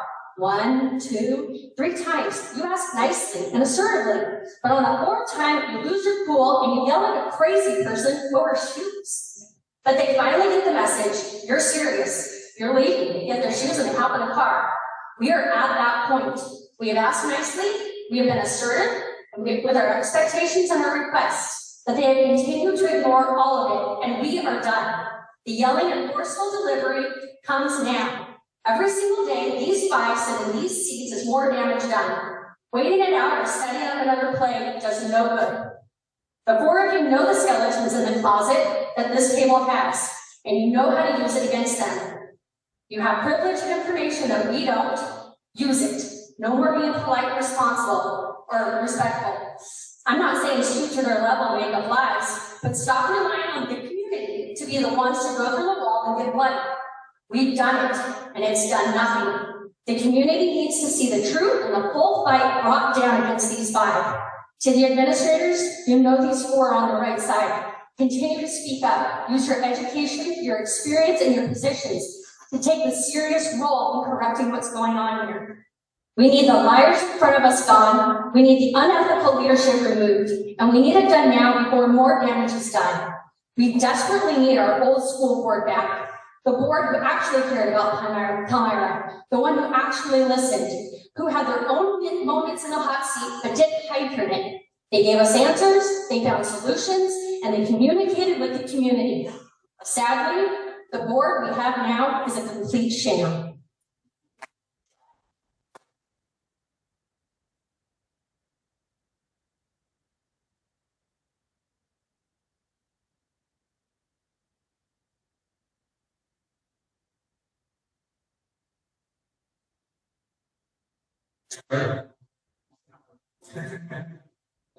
I'd like to start your time for 2 minutes. Laura? All right, here's the final start. At the last week, I thank Alicia for sitting down with me to discuss the rest of the program. I really appreciate that. And since last time, I didn't get a chance to speak with Seth, and I also appreciate Seth sitting down with me and felt like we had a good conversation. I appreciate you listening to me. And concerns I had, I appreciate you sharing your heart too with that. So it went a long way with me, and just wanted to share that. Just to let everyone know too, it's you guys are people out there too, and deal with a lot. I'm sure it's not fun to come here, but who wants to probably come here and sit and talk and listen to how many people come up and discuss what's going on. So I understand that as well, but we have concerns that we're going to bring, and I feel like we want to make sure that they're heard. One of the biggest concerns I have is the process. This issue started when Corey's son was suspended. I'm sure Corey was upset and should have addressed his concerns and followed a chain of command. He should have spoken to Coach Regas. If he was not happy with that, he should have spoken to Mr. Weidler. If he was not happy with Mr. Weidler's response, he should have gone to Dr. Richardson. And then he should have gone to Dr. Kepler. But instead of choosing to discuss his concerns and use the chain of command, he decided to take matters in his own hands and made allegations about Coach Regas to Dr. Kepler. There is a process to follow, and avoiding that process is partly what has brought us here tonight. By avoiding the process, it has taken away the opportunity for the administration to properly address these issues and has turned it into something that has gone out of control. I struggle with the board's process to not rehire the coaches. The fact that there was no communication with the coaches other than being told by the administration the day before the May 14th meeting was disheartening. The fact that Corey chose to recuse himself from one vote and then actively vote on the second one only made the entire board's decision worse. And speaking of that vote, I know that the solicitor had mentioned at last meeting when it was discussed that he abstained from that vote, and that isn't really accurate. He did say he recused himself. And I know that Mr. Laudermilk brought that up in the discussion of the meeting minutes, and you had mentioned that he didn't have to say why he recused himself because it was an abstaining from the vote. But if you look at the video, it does say he recused himself, and it's also in the meeting minutes. So I just want to make sure that you look at that and address that. So there's no doubt there's a conflict of interest with Corey's vote. There may not be a legal issue with him voting, but there is definitely an ethical issue with his vote. I commend Corey for recusing himself for the first time, For the second vote, to not renew the coaches was not a good look for the board. It only exasperated the wrestling community more. It would be my request that any further votes that pertain to the wrestling coaches have Corey recuse himself. So where do we go from here? I want the board and the administration to know that Coach Ricketts and Coach Wyman have my full support for being brought back to coach. I would request that the board allows Dr. Kepler to bring the coaches back for a vote and request that Dr. Kepler complete the interview and present the coaches to be rehired. Our wrestlers are asking for this, the parents are asking for this, and our community is asking for this. If there are issues that need to be addressed with the coaches, I would ask that you discuss that with the coaches, and if you feel better by putting in an action plan and present it to the coaches. If there are policy violations that you discuss in this violation, or if there are policy violations, then discuss those with them and show them the violations and give them a chance to correct them. Let's treat them how we would want to be treated if our employer had an issue with something that we did that was against the company policy. Lastly, I want you to know that it hasn't been easy for anyone on this board. I don't agree with the non-renewal decision of the coaches, but I know that you are also parents, grandparents, and spouses. There's been a lot of ugliness that is unwarranted as well towards both you and your families. I have no doubt that Corey Andrew loves his family very much. I don't agree with what Corey did, and I don't feel like he should be on the board, but I don't wish any ill will towards him or his family. I don't always agree with Coach Ricketts, and I let him know when I know. In fact, I know Coach Ricketts and Coach Wyman don't agree many times. What I ask for you is for civility for all that is involved, and I ask for you to bring our coaches back.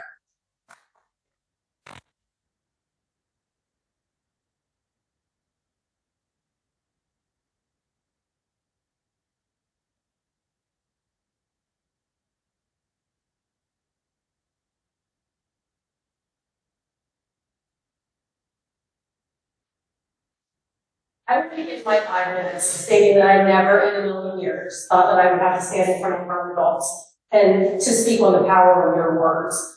Over the past 6 or 7 months, I've also learned to develop opinions based upon the lack of words from the majority of our school board members. I'm grateful that we have 4 upstanding citizens on this board that devote their time, energy, and resources to bettering our district, improving outcomes for our children, and setting the stage for a promising future. The other 5 have lit a passion in my heart to speak up and use honest words. The community has begged the majority of this board for transparent communication around multiple topics. The status of the administration building, the status of our wrestling coaches, the future of our buildings. Well, 5 of you, and you know who you are, have decided that silence is your best path forward. While I recognize that sometimes litigation that you've gotten yourself into prevents disclosure, however, clear communication would have likely prevented those extensive situations from occurring. Even as far back as November, you relied on a lack of communication. As a part of your campaign, I remember watching a podcast where several of you had an open discussion between one another. The downfall? This was not an open discussion with those who should matter the most to you, your constituents. Those people that you represent. Since then, your path of silence has forced the public to develop perception based upon assumptions, and this is dangerous. I'm going to tell you what the public perception of U5 is right now, and I apologize because it's going to sound harsh. Jill Martin, you're perceived as the one who's trying to fill the role of a strong leader that was once Josh Jones and your family miserably.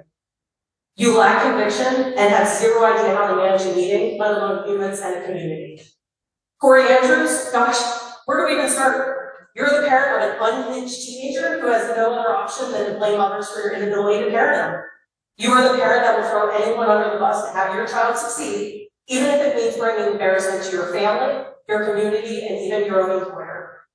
Seth, you might be the individual that the LCRC lied to when they told you had a career in politics. Apparently, you've learned that a dictatorship rather than a democracy creates better communities. In fact, I recently saw a social media post of your wife's that clearly indicated that the two of you could care less what others think of you. And while I respect that to some degree, when you're a public servant, you better care what the community thinks of you. Ms. Fondello, I don't even know. know. You've never said a word, ever. I'd love to know if you have an opinion behind closed doors. Your silence has led your community to assume that you're clueless and just fill the role that Alicia wants held. You're the placeholder who just votes however they're told to vote without any real understanding or value.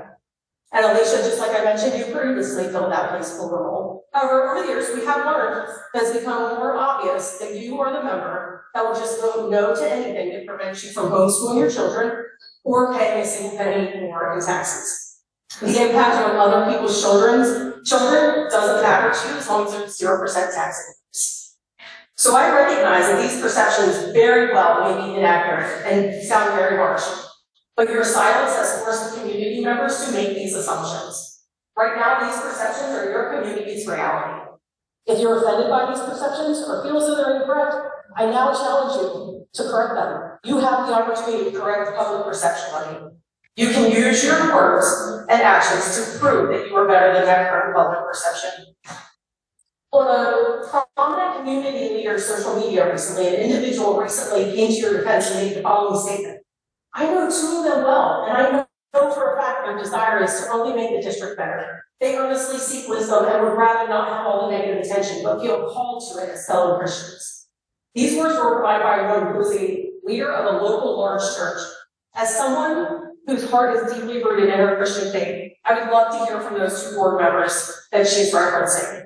What in the world has my Heavenly Father put on your heart to act the way you have during your time in public office? If He has led you down a path of corruption, deception, lack of forgiveness, and to not care about others, I may need to reconsider my relationship with Him, as that is not my understanding of where Christ wants us to head. I would encourage you to also remind your close friends and families that their words matter too. They are a reflection of you when you choose not to clearly communicate. In closing, I'll use my words simply to ask a few things. As we often remind toddlers, please choose to use your words. For the love of all things holy, Corey Andrews, please resign. You've made your mark. You've drug others down with you, and you've saved your child's wrestling career at the expense of someone else's reputation. It's time for you to move on and move out.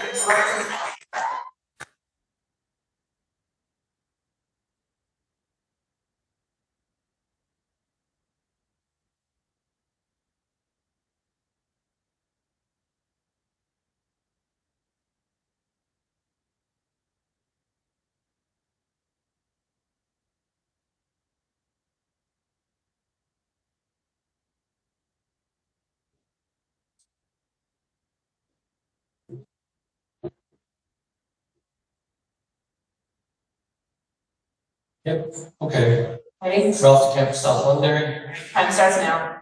I'm not gonna wing it tonight, I've actually written something down here.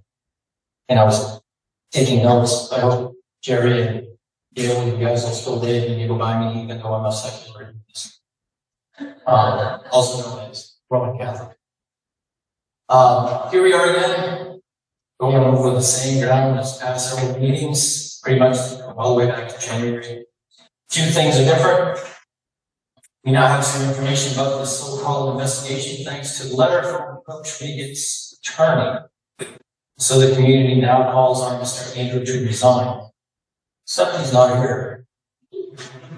And there's some question about whether he's following policy. And Mrs. Mondello, who I think last time she was here, she was playing Angry Birds. I also have some questions about this Sunshine Act violation where the coaches were dismissed prior to the board taking the vote. That's a Sunshine Act violation. I'm going to ask something additionally. That this board moved to censure Andrew right here, right now. I remember a couple of, thank you, but you're not on the board. I remember a couple of meetings ago, there was a motion made and seconded. You guys had a rather spirited discussion about whether, yeah, you look away, Mrs. Martin. And you call all the people cowards. I was concerned about the gentleman's leaving. Sure. You had a spirited conversation about whether something should be added to the agenda. So to censure, all it takes is a motion by a member and a second. I know it is not on the agenda, but a very recent Supreme Court of Pennsylvania ruling states that agendas can be modified subsequent to the official agenda being posted. So you can make a motion, you can second, and then you can discuss it. Here is your chance to show if you stand with the community, or if you stand for bad and perhaps unlawful behavior by one among you. I have 4, perhaps 5 bases for a censure. He's using and has used the school board position to interfere with coaches' training and operation of the district sports team. We heard Mr. Foles. He voted on an agenda item after first recusing himself. And I have questions about the validity of the second vote due to the lack of recusal and the lack of a motion for a revote. Because of, as pointed out by a couple people, because of the nature of that matter, the recusal was not only proper and appropriate, but required. He voted on the matter a couple weeks ago, teacher's contract, where he has a pecuniary interest in the outcome. As I understand it, his wife is a teacher in this very building. Dr. Kepler and I have gone back and forth on this very issue in the past. He's gone with it, it's an ethics thing, and something about, well, the ethics cleared us. Ethics never heard anything because I asked. But this is a labor issue and is subject to labor law in Pennsylvania. Section 1108, if you want to look it up. It's a solicitor. And that law has a pecuniary interest prohibition. And yes, I have talked to the attorneys at labor industry, and they say, if management has a spouse who is part of the contract, they cannot participate in negotiations. Number 4, there have been what appear to be numerous false reports of child abuse lodged against folks with whom Mr. Andrew appears to have negative interactions. Mr. Foltz talked about some of those. The coaches' wives talked about some of those. Coach Wiggins, Coach Wyman, baseball coach, whose name I believe is Tom Morrison. After they had negative interactions with Mr. Andrew, false reports of child abuse were lodged. After a wrestling match, 30 seconds. in E-Town, a false report of assault was lodged with E-Town police. Also, there's a section in the criminal code 5301. I don't have the time to read it. I'm sure you'll look it up. I've been researching it more and I'm city council on that. You have the opportunity. Who do you stand with? Andrew?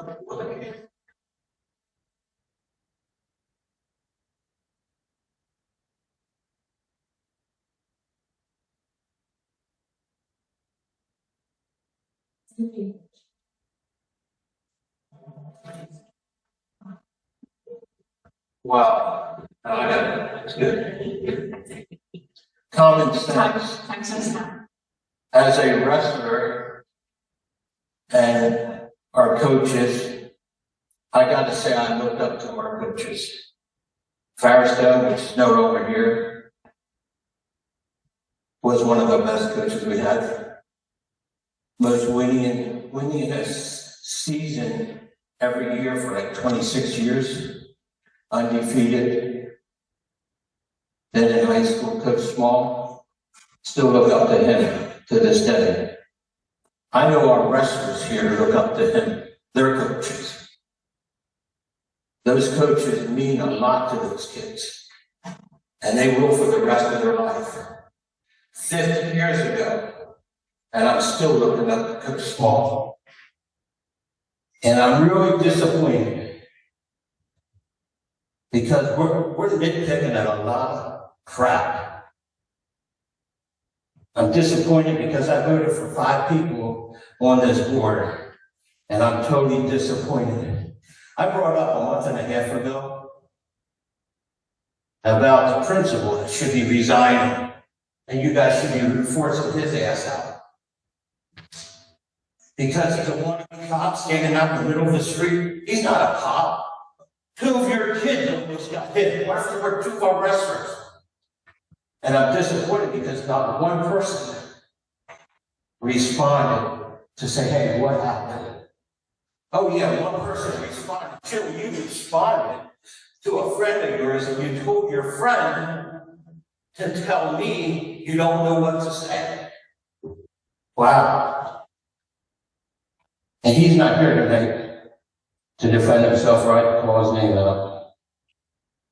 But anyways, we have two of the best coaches we've ever had in Pomera. We have one of the best teams that we had. I'm not sure what to say. And when you nitpick at two coaches like this, eventually you're going to nitpick, and I said this last time, at some of the other coaches, one of the other winning teams that we've had. Really? You know what I was amazed at? Their records are public. And I started going through their records, every one of them. I was blown away. Can I nitpick? I could, but I'm not. Well, I'm a successful businessman. I'm not going to do that because I want what it's done. But I was blown away by the things I've seen on, well, I'm not going to go there. It's public record. Let's just like that. You're spending money, and it's easy to spend someone else's money. Really? How about fixing that wrestling room? I wrestled in that wrestling room, and it was tough. And for those coaches that have a good team like we had, guess what? I commend them. We need to bring them back. Two of the top coaches in Pennsylvania, and you get to pull away so they're no good. Because of petty things, a photo, vitamin C, flowers, are you kidding me? Some of the things I've seen on the internet were way worse than that. Some of the coaches that we have on the team, some of the teachers, how about that middle school principal?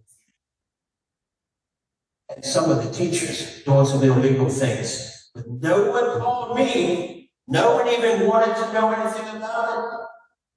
I don't know what to say. Jim, I'm really disappointed in you because I looked up and I thought you were going to lead this group. And then you're spending money here and spending money there. The heating and air conditioning is still not fixed. In the middle school or in the elementary school, the teachers are bringing in heaters for the kids and for her to stay warm. Now I understand that there's a problem at the high school with the heating and air. No one's going to do nothing about it because they're going to spend money on other stuff. A football field 30 seconds. that costs $7 million. I just said, hey, listen, we need to bring those coaches back. We need to treat those other coaches with respect also. And our teachers. We got some of the greatest teachers that we've ever had. Use some common sense. That's all I'm saying.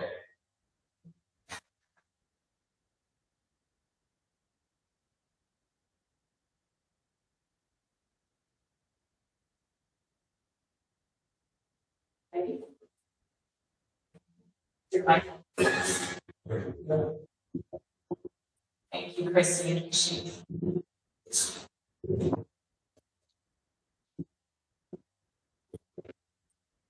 All right, can you hear me? Perfect, thank you. All right, as I stated before, I'm in fifth grade, class of 2012. Alumni of Palmyra, go Cougars. So, first and foremost, I'd like to thank everyone again for coming out and for supporting the community. Really, the last month, we've seen an outpouring of community support, and it's really wonderful to see as someone who, like I said, grew up in this area and moved away and came home, still seeing such wonderful people that when I was a student here, really made this town as special as it was.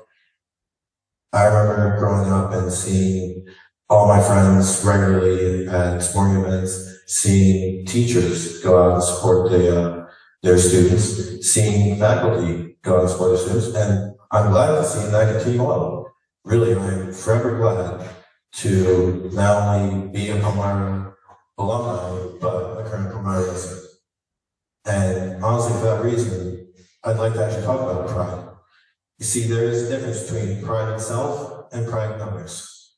Pride in others is oftentimes praised, and for good reason.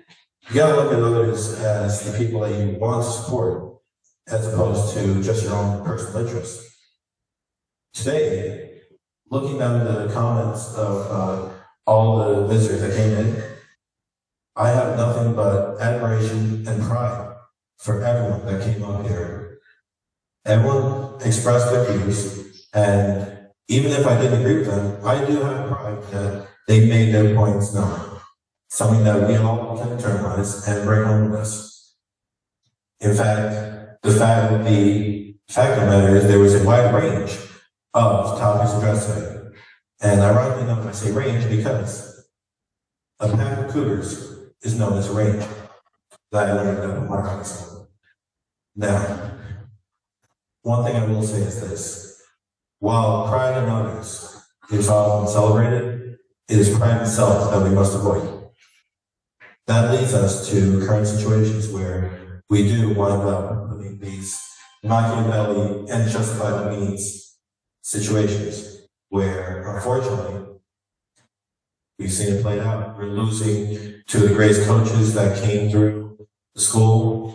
We have had a tarnished reputation, and as previously stated, we are now in a situation where signs are being portrayed around town depicting the issues that take place here in the school board. I do also call for Mr. Corey Andrew, if he's listening, to resign. Thank you.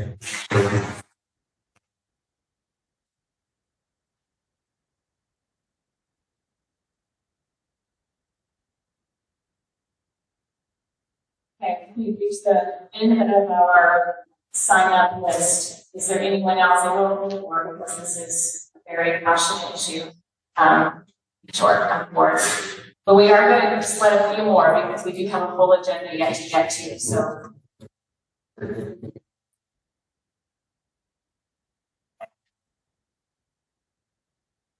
Actually, I have a letter, okay?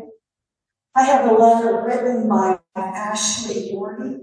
Ashley was the student trainer on the bus going to Pittsburgh with the wrestling team. And she writes this: unfortunately, I was not able to make it today due to recently moving for college and work. But I still wanted to speak and raise attention to issues that have been persevering now for many months. Since last fall, Corey Andrews has been abusing his power as part of the school board and having zero respect for the innocent people affected as he does it. For his own benefit, he has dragged Coach Regetz, Coach Weidman, and many others, including myself, through mental distress. He created an environment of angry families of wrestlers who have been with coaches for years and have seen the positive impact they have made. As someone who has known Coach Regetz since I was in 8th grade, I look up to him in every way. Coach Weidman has been known by my family since before I was even born, and he is an excellent example of a man. I myself have never had a conversation with Corey Andrews, but I know his son and his behavior on and off the wrestling mat. It is not something to be encouraged or enabled, but that's what's happening. If this school board member is allowed to run around abusing power, using police resources for unnecessary matters, and bringing down respected members of this community, what's stopping anybody from continue doing this in the future? How can people of the Palmyra School District trust that we will be protected and cared for if this treatment from a school board member is allowed.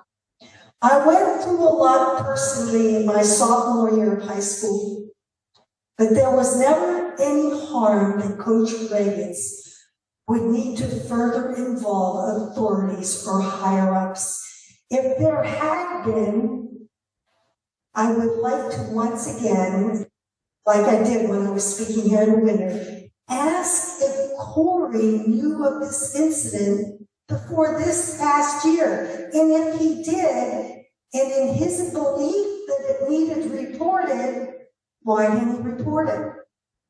He cannot expect someone to do something that he himself didn't even take actions for. I'm disgusted that someone we are supposed to count on would try to use my experience for his own benefit. What happened on that bus 4 years ago was not what Mr. Andrews claimed it to be. As the person involved, I can say his characterization of the incident is simply not true. I would like to end this by reading off the definition of general harassment. This is from Google. Harassment is a pattern of unwanted, unwelcome, or threatening behavior that demeans, alarms, or causes substantial emotional distress to a person. Like I said before, I have been dealing with phone calls and visits from people, including the police, because of Mr. Andrews. He has been causing me harassment for almost a year, and it never needed to become an issue. I've cried, stressed, and worried, but still on the dean's list. I just ask you one thing. I ask that he is being required to step down and resign before he causes harm to others. Thank you, Ashley Jordan.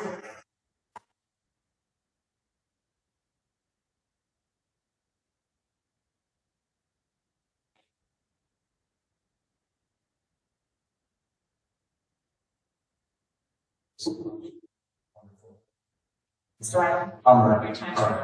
All right. Okay, so the board might be surprised to know that Corey and I were once friends, or at least pretty friendly. We coached our kids in baseball together and shared, in the excitement of our kids' successes and development on the wrestling mat. He'd bring me coffee to our early morning tournaments. I'd offer on Penn State wrestling tickets. And he went out of his way, he and his wife went out of their way to tell me how lucky the team was and how lucky his kids were to have me as his coach. I care deeply about his sons, and it's been a joy to work with them and watch them develop in the sport that I love. There were a lot of signs that Corey was on a mission to get rid of Coach Reagan for at least 3 years, but he and I had mutual respect. That all changed on December 26, 2025, when he anonymously filed complaints against our head coach. I exposed his abuse of power on the board in my email on December 29th that you've all gotten. Less than a week later, it came out to me. Assaulting a student. That's what he told the AD, the principal, the superintendent, and the police. In a gym full of people, with cameras everywhere. Corey was the only one who witnessed that assault. It's also the same day that he took his oldest son to get his first tattoo, to celebrate. The message was very clear. Cross him, and he's going to make you pay. The weekend following the May 14th board meeting, he did it again. That Friday and Saturday, I coached my sons and our wrestlers at State College. For 2 days, I was bombarded with people from around the state who I had never met, voicing their support and wishing the best for our coaches and our wrestlers. During the Saturday afternoon, I saw Corey standing across the gym. I walked over and I said to him, "You have a lot of nerve showing up here. You should hide your face in shame. Then I walked away. Let there be no doubt that what he has done to this program and to this community is shameful. It's wrong. But my words were not vulgar. There was never a threat. But I'm sure Corey was embarrassed. He was exposed. Just like the prior incident, Corey ran to the authorities. He talked to the head table, filing a complaint with Safe Sport and USA Wrestling. They investigated the claim and found that I'd done nothing wrong. The next day, I got a call at 7:30 in the evening from the South Londonderry Police. Corey called them too. But this time, the story grew. The claim was that someone visited his house that morning and verbally assaulted his wife, and he was pointing the finger at me. I got a letter from the Andrew family attorney on May 22nd stating that I or someone at my direction, quote, appeared on the family property and yelled menacing and threatening remarks to Mrs. Andrew, which put her in fear of imminent bodily harm. But there's a big problem here. First, it's not in my character to do something like this, and he knows it. Second, and more importantly, I was at State College on Sunday morning, 2 hours away, with witnesses and physical proof. So I have questions. Why did Mrs. Andrews call the police? Fear of imminent bodily harm, and she didn't call the police. Corey made the report. I know because the police officer kept calling me Corey during the phone call. And did Mrs. Andrews forget what I look like? Because it was either me or it wasn't me. Why did Corey tell the police I'd been thrown out of the tournament the previous day? That never happened. Certainly there are other witnesses, right? Security cameras, ring doorbell footage, or even a police license plate scanner. There must be someone that can identify this culprit. Turns out the police have no evidence, excluding Corey's report, that the event even happened. I've seen this movie before.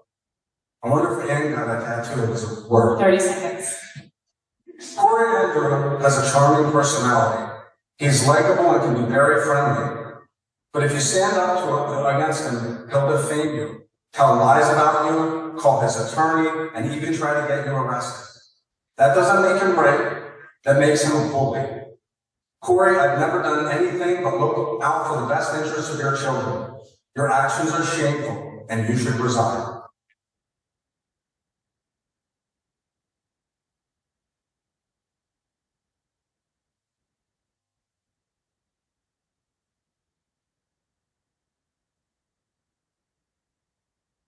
This is the last meeting of this evening, and then we'll move on to our agenda. Okay, can you just state your name for the record? Yeah, my name is Jesse. I'm a Meyer resident.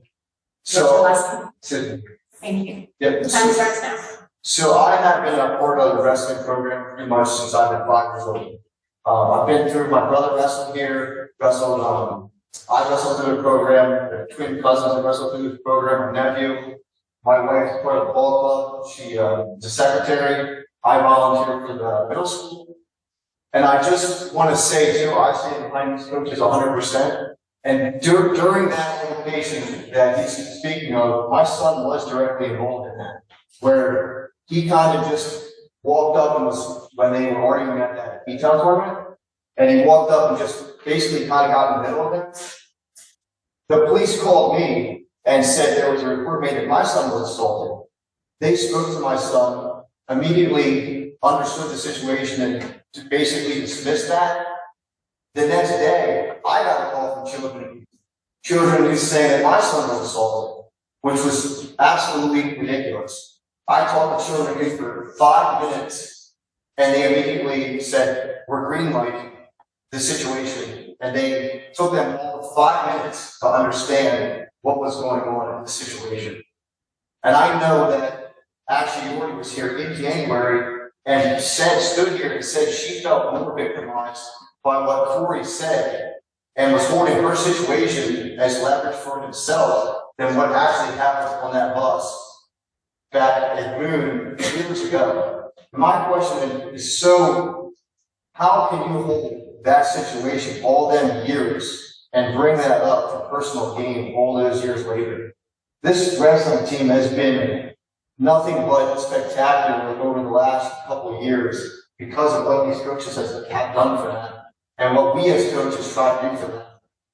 So I feel like we have made historic rounds for this team. And don't be a school board that makes history yourself by being the worst school board we've ever seen. Please, do what's right for these coaches and these kids.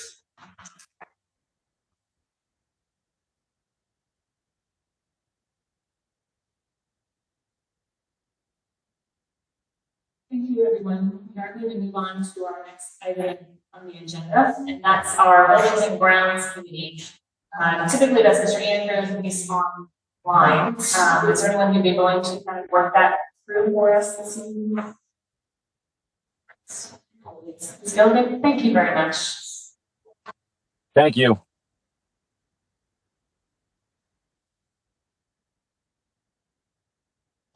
Buildings and Grounds met on May 28th. We had a construction update by Mr. Dresch. We had a monthly report for the Buildings and Grounds. We had a change order on the Bucks Lake Stadium for a motion on this evening. We had one public comment that Josh Jones asked about the district building. The meeting adjourned at 9:07. Board will determine the date of the next Board and Grounds meeting. So.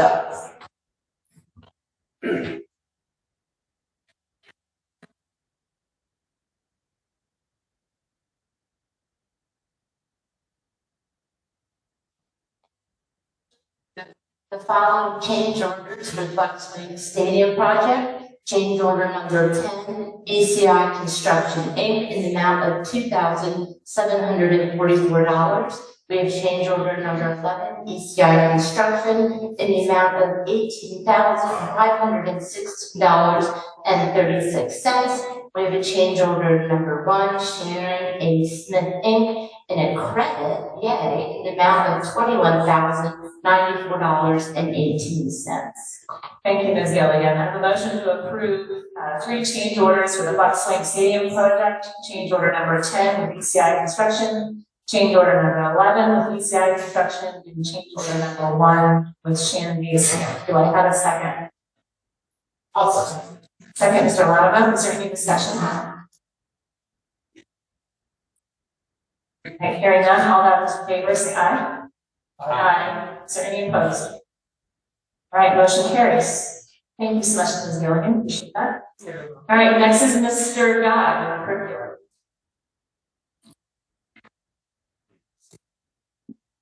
Okay, curriculum met on May 28, 2026. There was a presentation on PATS Club, which deals with elementary support for our students during the summer months to make sure they don't fall behind. Dr. Frank had an update on the elementary focus area update, implementing a common master schedule to increase consistency of instruction. As I said before, the first thing I learned in college is if you don't have a title, more than 5 words, forget it. Less than 5 words, forget it. So we're going to work on that. Other than that, again, very good program, and we're looking forward to seeing that working on as well very much. There was no public comment, and we had the announcement that we of the adjournment going into exercise. Study. No executive session. All right, thank you, Mr. Guy. There were no motions, so you're good. All right, next is finance, Mr. Simons. Thank you. The Finance Committee met on May 28th to discuss the following items. First, what is the CSIU Business Office and Human Resources software that was provided by Mr. Prince. Also, special education contracts was presented by Dr. Pepper. Review the special education contract course in preparation for votes this evening. And then also public comment. There's no public comment, but there are several motions that are coming out later today. First motion is the approval of the second reading of the Board Policy 603, budget preparation. All right, I have a motion to approve the second reading in board policy 603 budget preparation. Do I have a second? Second. Second, Ms. Haldeman, I think you made this Spondell. Any discussion? Yes. It's Mr. bad. It's bad policy. It goes against the basic idea of school board, one person, one vote. It gives individuals certain extra powers. So I would continue to vote no. Any further discussion? Mr. Donovan? Yes, I'll just echo what Larry had said, and I've maintained all along that the inclusion of the finance chair, one individual board member, violates board policy 002 under powers. The powers of the board of school directors are not vested in the individual board member. No such individual is authorized to act on behalf of the board to carry out any of the board's authorized powers, except for those stated in law. So I think simply adding the finance chair, one individual over the entire board, simply violates that policy. That would be a policy violation. So I'm going to be. Any further discussion? I just want to point out that there is actual votes taking place, and so the chair does not take on any of those voting responsibilities. Just to make that note. Could you share, Mr. Simons, your reason and your rationale to add that to the policy? It's simply as a audience to understand and listen to where the budgets are coming from. Simply that. And Madam Chair, I don't believe that there's something in the finance that would even say some type of responsibility for a member, if not all the members, to be listening to that as well. And we do. We listen to that in our committee meetings when the administration brings that to us. So again, what is your rationale in being involved with those meetings? Just to be clear, it's not my personal rationale, it's the position of the board is governance, and as we are governing, that is a financial chair, not myself personally. And again, that is just observing the process of the budget process. No votes. And again, any further discussion? We do that in our, the administration brings that to us in our meetings, and that is the purpose of the board here in our meetings. For discussion of their final, further discussion of their final votes and their final numbers. So it's nothing to do with what is actually, there's no responsibility within those committee during those meetings, but the chair is actually taking the action on behalf of the board, to be clear. I understand. So my original question was, but I don't think we got an answer to, what is your personal rationale in having that added into this policy? Why do you feel you need to be present in these meetings? I'd say me, just so we're clear, it's the finance chair. And again, it's still provides, and I would encourage you that I don't think that there's anything wrong with other board members if they would like to encourage or expand upon that. To also say with it. Okay, I think we've had enough success with these two. Is there anyone else that would like to chime in? I would just, all right, here. I would just say, since we have 2 members remote, we should have a roll call. So Good suggestion. Thank you. All right, Mr. Prince, would you mind doing that for us, please?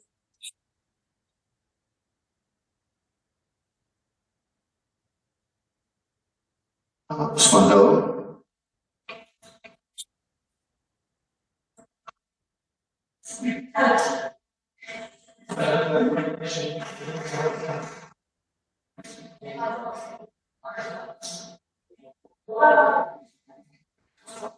I'm sorry, did you say Spondello first? I just want to make sure I get the clarification. Yes. Okay, can you just repeat the exact question so I make sure I'm answering it correctly? Don't laugh at me, Larry. Do not laugh at me. You call for unification. This is not what you do when you call for unification, Larry. You don't laugh. Ms. Mondello, there's a motion on the floor to approve the second reading of board policy 603. Yes, I approve that. Just for clarification, I just wanted to make sure I was answering it in the right way based on the way the question was being answered. Thank you, Mrs. Fisher. Yes. Andrew, Yes. Fisher, No. Got no. Gillian, No. Alderman, Yes. Laura. No. Martin, sorry. Okay, yes. By 5-4 vote, motion carries. All right, thank you, Mr. Prince.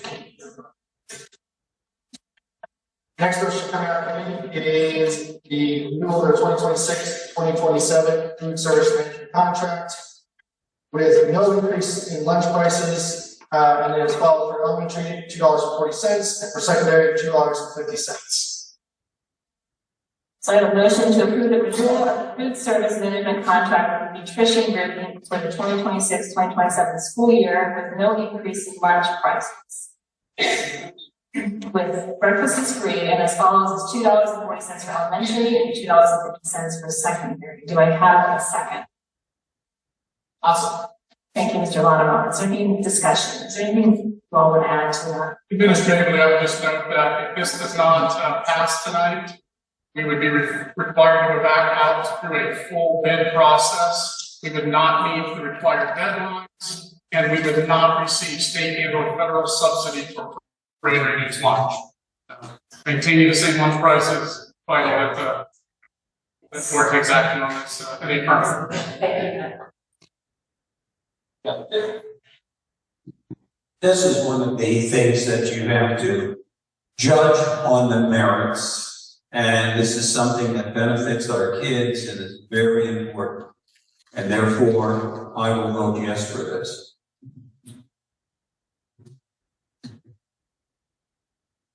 We want to do another roll call or we feel confident? I feel Probably unanimous. I think this would be unanimous. I usually have reason to do that. So all those in favor say aye. Aye. Aye. Is there any opposed? Motion carries. Next coming out of committee is the motion to approve the final budget and tax resolution for the 2026-2027 school year with revenues of $74,897,725 and expenses of $74,897,725. The real estate tax bills of 18.1532. I believe this is also a roll call. So I have a motion to approve the final budget. Do I have a second? Second. Second, Ms. Haldeman. Is there any further discussion? All right, this is a roll call vote. I have some discussion. Oh, sorry. I thought other people would go. I would go first, but yeah. So I have some discussion here. So again, as I've talked before about this budget, I think there's a lot of deficiencies here. I don't see anything as far as what's the future hold for the district. How are we looking forward to 2, 3, 5 years down the road? It's really a budget. Granted, it is a 0% tax increase. I voted for a 0% tax increase last year. So this is not something new or earth-shattering or groundbreaking. Also in last year's budget, though, was considerable money spent on the safety and security of our infrastructure. A 5% teacher raise. We have done a lot over the years. The year before that, I voted for a 2.3% tax increase. Balanced operational budget, but we needed to bring that money forward for the considerable amount of construction and safety and security upgrades that we wanted to get here. I look at this budget and I don't see any of that. It is a bare bones budget that meets the requirement of being balanced. We have a lot of, again, infrastructure needs. We have heard that. I haven't heard in weeks any further discussion about the feasibility study. We have moved from a feasibility study to let's deal with these piece by piece. We'll triage what we need to literally nothing. That's disturbing. I don't know where the money is going to come to triage these things as they come forward. There's no extra money built here. So, and again, what really I think kind of gets to me the most is we passed a 0% tax increase last year, and Jill even then talked about the spending. And I will tell you, since the gavel has hit her hand, I haven't heard the words rein in the spending, pump the brakes on spending, or stop the spend yet. So I just wonder, in a budget that is $3,372,000 more than last year, the largest budget in PASD history, it's a 4.7% increase over last year's budget. 4.7% increase, and there's no investment in the future. There's no investment in our infrastructure. There's no investment in our educational opportunities. And I'm just disappointed that none of that is addressed in this budget in the race to get to a 0% tax increase. There's no comparison between last year's budget with a 0% tax increase and this year's budget with a 0% tax increase. And I will tell you, it is my firm belief that the coming years, you will have oversized tax increases to offset the lack of vision in addressing issues this year instead of future years. So based on that, again, I didn't run on a platform of reducing taxes. I know some people on this board did. That is a tall order. So if you voted for lower taxes, you're not getting that. Just 100% be aware of that. And I would say also, without the lack of vision here for any spending in the future, I would expect reduced taxes. As a taxpayer, if I was sitting out there and I said, look, nobody made the case for repairs or expansion at the high school. Nobody made the case for repairs at our elementary schools or our middle school. With nothing moving forward, there's no new educational opportunities, classroom opportunities that we're adding. We're not increasing anything for any student in the school district. Why is this budget 4.7% higher? Why am I not getting a discount? If the board could express to the community, we have a plan and we have a vision, and here's where we want to be in 2, 3, 5 years, that makes sense. This is simply, hey, we got you a 0% tax increase. Please don't ask us about the future. So I don't see.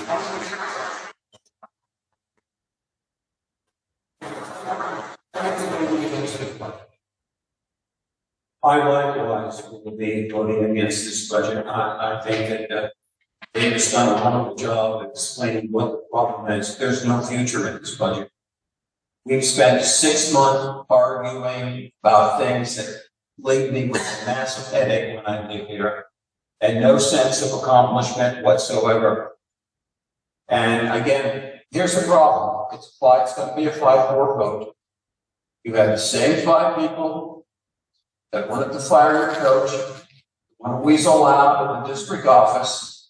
These are the same 5 people who have no solutions whatsoever that are screwing us over. And I'm just being to the point here. And the thing that's so disappointing is the fact that all 5 of these people had the endorsement of the Republican Party. So why is the Republican Party at war with the Palmyra School District?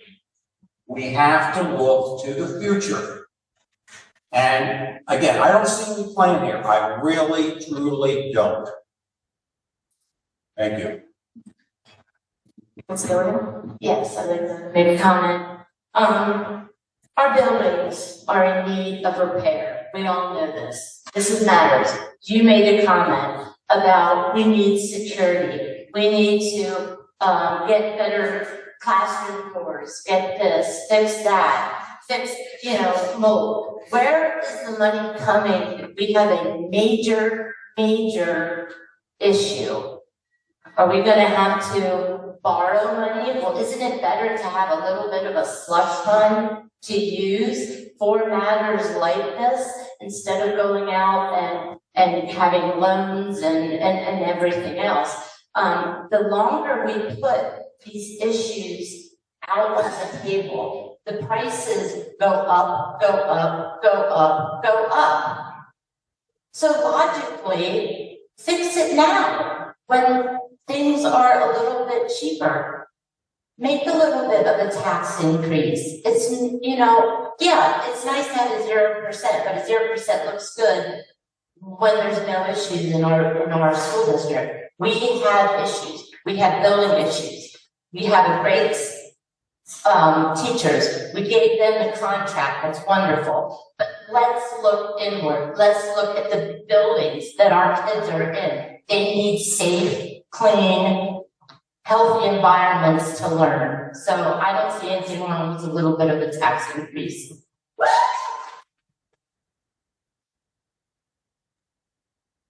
I'd like to say something if I could. Oh, sure, Ms. Waddell.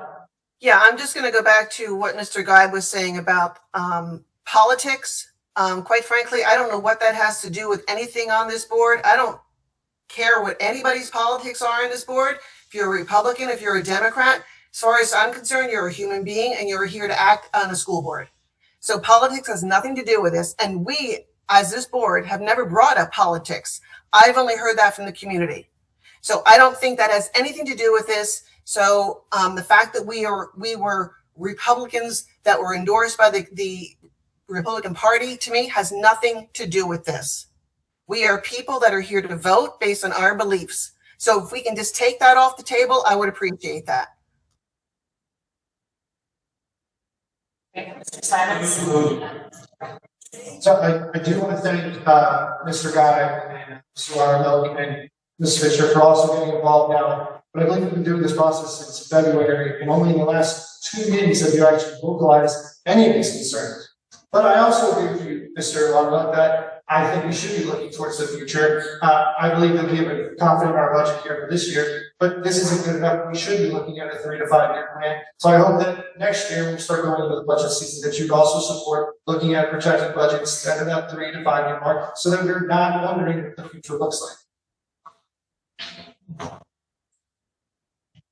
It would be nice to have everybody present to face the music instead of a few people who aren't here. And I have to ask the question, why aren't they here? To simply face you, the public. Just take a look at that. Well, the answer to my question is, Larry, that I am here. I may not be there physically in person, but I am here. And if remember during COVID, when we all worked remote, we were all still considered being there and present. So I am here and I am present. I may not be physically sitting there in that school on that table, but I am here and I am present. Likewise. Thank you. Okay. Per policy 006, this is a roll call vote. So I will ask Mr. Frantz to please take the roll call on the budget. Steinmetz? Yes. Andrew? Yes. Fisher? No. Guy? Gilligan? No. Holloman? Yes. Laudermilk? No. Martin? Yes. Spadella? Yes. I move 5-4, motion carries. Thank you, Mr. Frantz. Next, we have a motion to approve the agreement with Boyer and Ritter CPA for audit services for the years ending for June 30th, 2026, 27, 2028, and 2029, as well as 2030. And the amount of, over those years, $42,745, $43,033, $45,320, and $46,350. And finally, for 2030, $47,280. Thank you, Mr. Simons. I have a motion to approve the agreement with Boyer and Ritter, as you stated. Do I have a second? I'll second. Second, Mr. Loudon. Is there any further discussion? Is there any reason to take a roll call on this, or do we feel? I bet that we're probably good. Okay, that's my assumption as well. All right, all those in favor say aye. Aye. Is there any opposed? All right, motion carries. And finally, we have a motion to approve the Finance Committee items as the Finance Committee consent agenda. All right, thank you, Mr. Simons. I have a motion to approve the Finance Committee items as noted on the Finance Committee consent agenda. Do I have a second? Second. Second, Ms. Holloman. Is there any discussion on those items? All right, all those in favor say aye. Aye. Any opposed? All right, motion carries. All right, Ms. Gilligan. Staffing and administration. Okay, staffing and administration, we met on May 28th. Dr. Kepler reviewed the CTC articles of agreement in preparation for a motion this evening. We reviewed the football team's overnight trip to Millersville University from July 10th through the 12th. We had a policy board reading, second reading of policy 903, public comment and board meeting.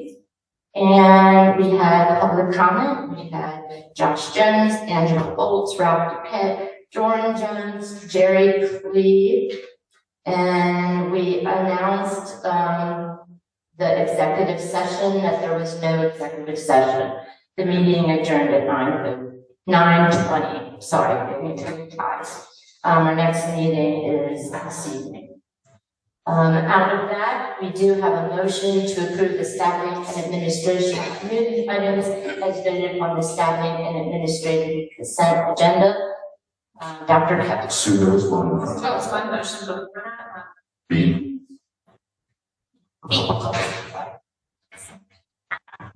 Okay, sorry, before that, rewind. We have a motion to approve the second reading of board policy 903, public comment and board meeting. Thank you. I have a motion to approve the second reading of board policy 903, public comment and board meetings. Do I have a second? Also. Second, Mr. Latimer. Any further discussion? All right, all those in favor say aye. Aye. Any opposed? All right, motion carries. Now you can move to your next. Okay, now, we have a motion to, oh my gosh, I lost my other train of thought. Dr. Kepler, go ahead. You can make the motion first. Motion to approve the staffing and administration committee items as noted on the staffing and administrative consent agenda. Thank you. I have a motion from the floor to approve staffing and administration committee items as noted on the staffing and administration consent agenda. Do I have a second? Second. Second, Mr. Steinmetz. Now, Dr. Kepler, any discussion? Thank you, Ms. Clark. I'd just like to thank Kelsey Nolan for her service to the high school and helping to education, which her well. See some other personnel items on there. At the end there, the aforementioned CTC articles of agreement and of course vote tonight relative to moving that organization forward. And then the football team overnight trip is reviewed in minutes. Any further discussion? Yes, I have a couple comments. So in regards to the staffing administration committee here, I don't see that we have a wrestling coach on here. I know that position has been open for a few weeks now, and I believe I've seen in public that we have had at least one person apply for that. So I'm hoping that we will get that on here soon and have this resolved. I will echo Larry's comments from earlier in the meeting about the executive session that we had earlier.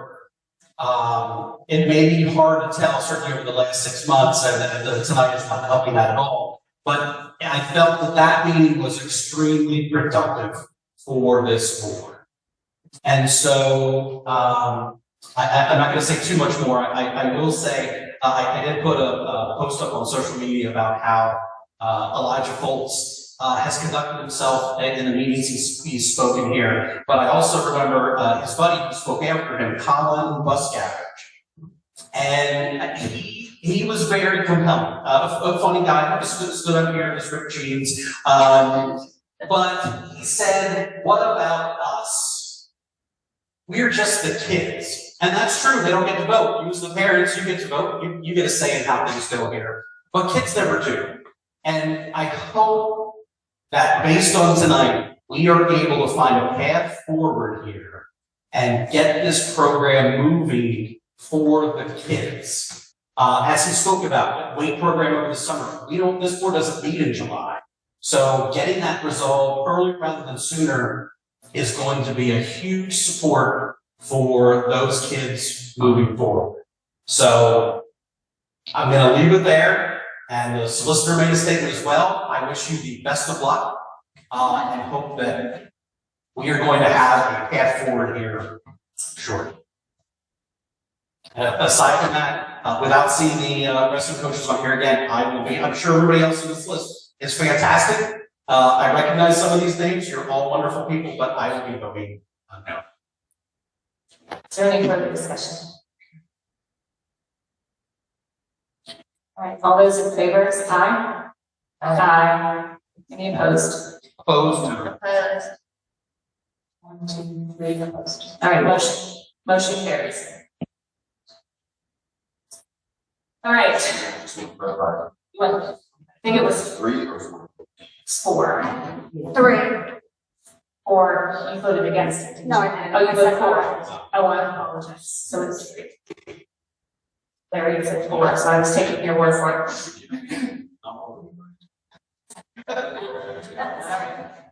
Okay, moving on to communications. They will be entered into the minutes as listed. And then seeing no further business before the board, this meeting is adjourned. Moving into community, I see we're going to start with staff and administration. I see our presenters are here. So I'll turn it over to you, Ms. Gilligan, to community. Yes, we would like to present the Campbelltown American Legion, the wall that heals. We have, first coming up here is Bryce Nostine. We have James Lasher. And yes, that's my husband, David Gilligan. So take it away, guys.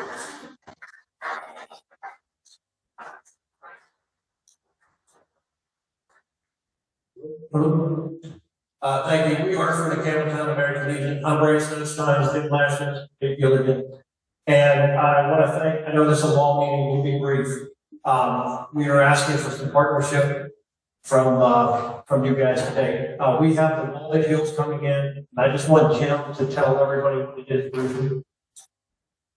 All right, real quick. The Wall That Heals is a 3-quarter scale replica of the Vietnam Veterans War Memorial in Washington, D.C. It is the only traveling wall in the country that is represented by the Vietnam Veterans Memorial Fund, who run the wall in Washington, D.C. There are others out there, not like this one. This one is also accompanying the wall. It's a 28-foot expandable trailer that they call the Local Education Center to educate our youth about the Vietnam War and how the wall came about. There's also an area for the memory program. I'm going to touch on that real quick. The memory program is a way of the Vietnam Veterans Memorial Fund to honor any Vietnam veteran who served in the war and made it home and have later passed away. The only names that are on the wall are veterans that were killed in action during the war. So the memory program will honor the veterans that made it home and have later passed away.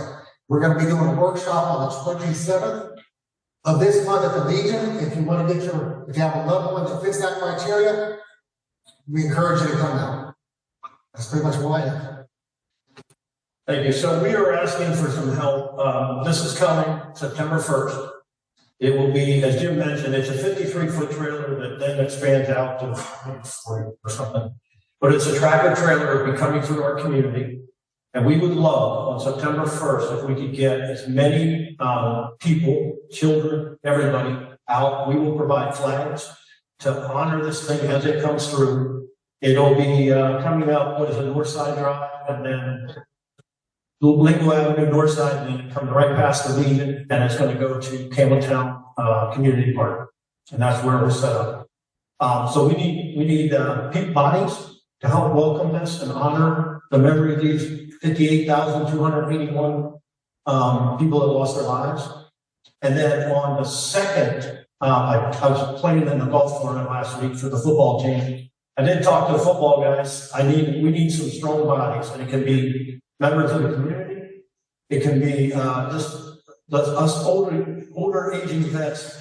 We have I forget how many pounds, but they're 40 to 80 pounds. 140 pounds. They're 40 to 80 pounds each, and we have to hand carry them. That's part of the football field. So any that's going to be early in the morning on the second, September 2nd. So I know there's school and those kind of things, but if you could find in your ways to let some kids out of school for that activity, we'd appreciate it. We also want to offer school tours. They will be early in the morning, up until early afternoon, whatever you guys sign up for, all ages. The VVMF, Vietnam Veteran Memorial Fund, really wants to educate about the Vietnam War because it really hasn't been taught from their perspective. These are the people that serve. And then we will have a website. We'll have all the events on there. We'll have on Thursday, we will have the welcome home ceremony. We want to give the veterans a welcome home they never got. We really want to embrace all the Vietnam veterans in the area. And then Friday will be Light the Night for Agent One, which many of them still suffer from today. And so we would ask that the community come out and support this. And then on Sunday at 1:45, 2 o'clock, we're going to pack it up and they have to head to Connecticut. So at that point, we would need some more strong people to help us. So we'd ask for your support the 1st, the 2nd, the 6th, and all through the week, and hope to make this a memorable event. I do want to point out, we've been trying to get this for over 2 years. They only select 30 cities. And most of these cities are Philadelphia, LA, Chicago. They chose Campbelltown, so we want to do it right. So thank you for hearing us. Thank you, sir. I'd like to have a comment, please. I'm sorry, unless you're still speaking. All right.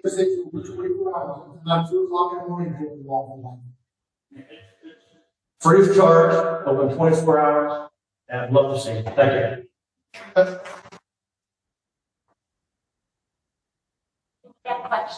I'm sorry. So first, thank you for bringing this to the attention. One source, one to another. I understand what you're doing here, and I think this is great awareness. So thank you for what you're doing. Thank you. I want to turn it over to also not to push you on the spot, Dr. Penwood from administration. But is there a possibility for them to speak again in August to remind the community and also this board of the event that's coming up? And I'm not going to look at Mr. Guy because I know where his comments are going to come from on this. But is there any appetite to maybe having discussions on how we could have the ability for students to either in a field trip capacity or something to make it out to the wall or at least be part of the event? We're absolutely willing, helpful, and eager to assist in any way we can. An important message to support our veterans, our American Legion, help educate our kids. Support of the board, we're with you 100%. Do what we can do. Happy that this is something I think is a community effort that we can stand behind and send a communication to our families to invite them out on their behalf as well. So we have to partner with you on that message. Thank you. One other question. Have you reached out to any other organizations within the local area, such as PennGas or the Honor Guard or the National Guard about this event? How much have you done that? Okay, I talked to my unit, and by the time Commander was just speaking, I haven't got a hold of the tag yet. Asked him about speaking, but to get soldiers there to help with a suit up or RMA money, kind of difficult. Because it doesn't fall on the pro weekend, it falls on Labor Day weekend.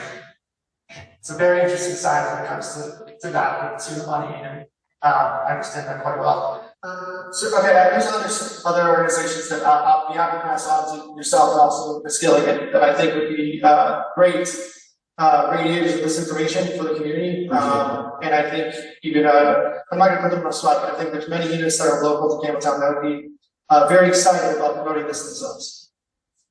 Thank you. Appreciate that. It does take a community to stage this, so really appreciate the help. I am the education chair committee of Campbelltown for this event. So if there's anybody that you want to schedule something, I can help you with that. I recently sent out 55 letters to other schools in Lancaster, Lebanon, and Harrisburg areas. I did send to private schools in the area, so they all will be getting a letter describing what we're doing. So hopefully it won't just be Plum Island, it'll be all of Lebanon County, hopefully, and other districts. So we're hoping that this is going to be a big event. So if anybody wants to help volunteer, go on our website, talk to me, I'll send you in the right direction. Yeah, just, it's, the website is this long, and that's kind of the rules the BBMF have. But if you could Google Campbelltown, the wall that heals, in 2026, you'll find us in the first 3 or 4. It starts out a tribute to whatever. And then on there, we have the events. We have, you can actually sign up by hour, by shift. We do need 24/7 around the clock, so we are going to need more volunteers as well. And then you also see that we'll do not only scheduled tours, we're going to do open tours. You and your wife show up and don't have a group of 50, you can still join us. The only problem with volunteering is they're 17 and under, they have to be accompanied by an adult. Have to have legal. Or don't make rules, they do. It's also, in a lot of the area businesses, we have boxes to donate money. If you see it, A&M has one, Lisa's Cafe has one, there are a lot of different areas that have the boxes. So if you can't help, if you want to throw in some change, that helps also. But this is a really, really big event, so any help we'll need. I do also have flyers and posters, so if you have businesses and if you want to put up a flyer, I can get those to you. And, you know, if you want to display it, that would be great also. Okay. Anything else? Yeah, I have a few things to add. Sorry, I'm not there, gentlemen, but I am here. I want to thank you very much for your cause. I think this is a wonderful event. I have been privileged to be a volunteer or a guardian on several honor flights and know the importance of your dedication and what you're doing. A thought that I had, one of the things that we do on the honor flights, and I think this would be a great community involvement for the students, is the children actually write notes to the vets. It's almost like a mail call. And I think it would be a really nice idea if some of the students would be involved with this. And even if it doesn't go to anybody specifically, it would just be like they could just receive mail randomly that says, thank you for your service, appreciate what you've done. It was just those little touches that I think is a really nice thing. And I think it would be a nice history lesson for the children actually also to be involved with something like that. Yeah, no wishes. Thank you. Jim wants to talk about the motorcycle escort. Yeah, real quick. Like Bryce mentioned earlier, our Vietnam veterans, they never received the welcome home that they deserve, like our veterans nowadays. So basically, what they're going to do is there's going to be a parade stage in Susquehanna, Harley-Davidson. We hope to have 300 motorcycles and a police escort, basically a parade. Susquehanna, Harley-Davidson, all the way to Campbelltown Community Park. So if you know anybody that rides, there's no charge. There will be a donation back in the Air Force because we're ready for all kinds of stuff. But there is no charge, and we want to get as many riders out. We want to make some loud noises when we come to the communities. So the route that rides from Susquehanna, Harley, 2239, Hershey Park Drive to Lincoln. And up past the school, the north side, and right on our road past the Legion to the square, left, and then into the park. Like I said, I can't reiterate enough. This is like one of the biggest things that hit this town. And we never have opportunities. I mean, we notified the media. Jim was on GAL 3 weeks ago. So this is a really big thing. And Martin Legion, we try to do a lot for this community, and this is one of them. We ain't asking for money, we're asking for support. I think I already know the answer, but I'm not asking anybody. Will the Legion be providing the Harley-Davidson for you to ride? You're on your own to provide that. I don't have a Harley-Davidson, I will be riding. And just in response to Seth, I'm a big local history person. I still remember getting out of school to watch JFK right through Main Street. So I think this is a wonderful opportunity, and I would encourage our kids to do it. Do we have to? It was an overnight trip out of state. I stayed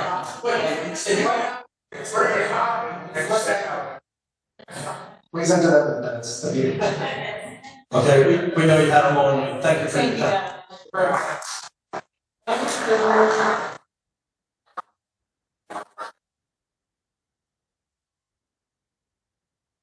Okay, the next thing is board secretary and assistant board secretary.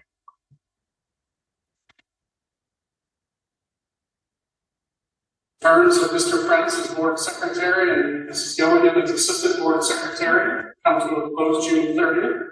So June 25th, the desire for any changes there. I will continue if no one else would like that. And you can tell Mr. Prince he's continuing. I think we've done a wonderful job. Any Very important job, it was very appreciated. I know Mike works with Trish Arnold, she's been doing a nice job with that, so. That's we'll prepare that motion. That's good. Number 3 on the agenda is the 2026 summer hiring. So this would be year 2, if I recall correctly, where we no longer have a July meeting. Started this practice last year where the board authorized the superintendent to offer employment for qualified candidates. Please note, support the professional positions only, nothing administrative, nothing extracurricular. Authorize us to offer those jobs with the board following up on August 6th with full ratification of employees. If that is the will of this board again, it certainly helps us with hiring. Without a meeting in July. Pennsylvania School Code allows tenured professional employees to be held 60 days. So having somebody be able to resign if they're currently working is significant to get them here as soon as possible to start the teaching year. Hey, I'm very happy to have July off. I'm coming in here for these meetings, and I trust Dr. Kepler and the team to keep it moving, to keep it going. So the next item is PA counseling contract.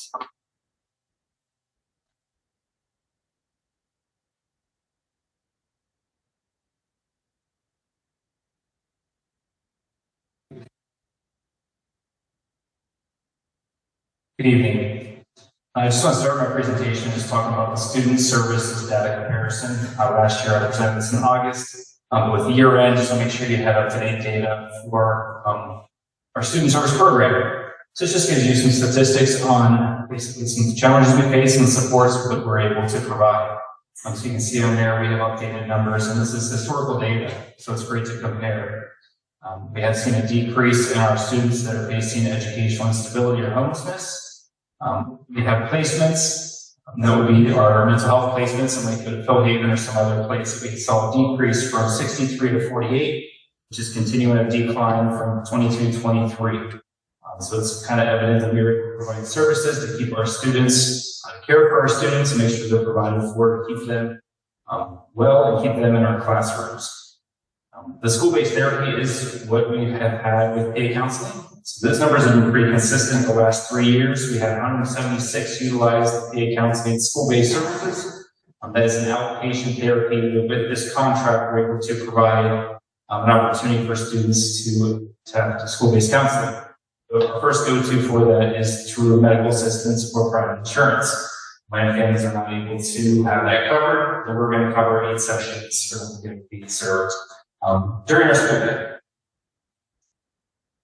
Down below that, we do have our SAP referrals, that is our student assistance program.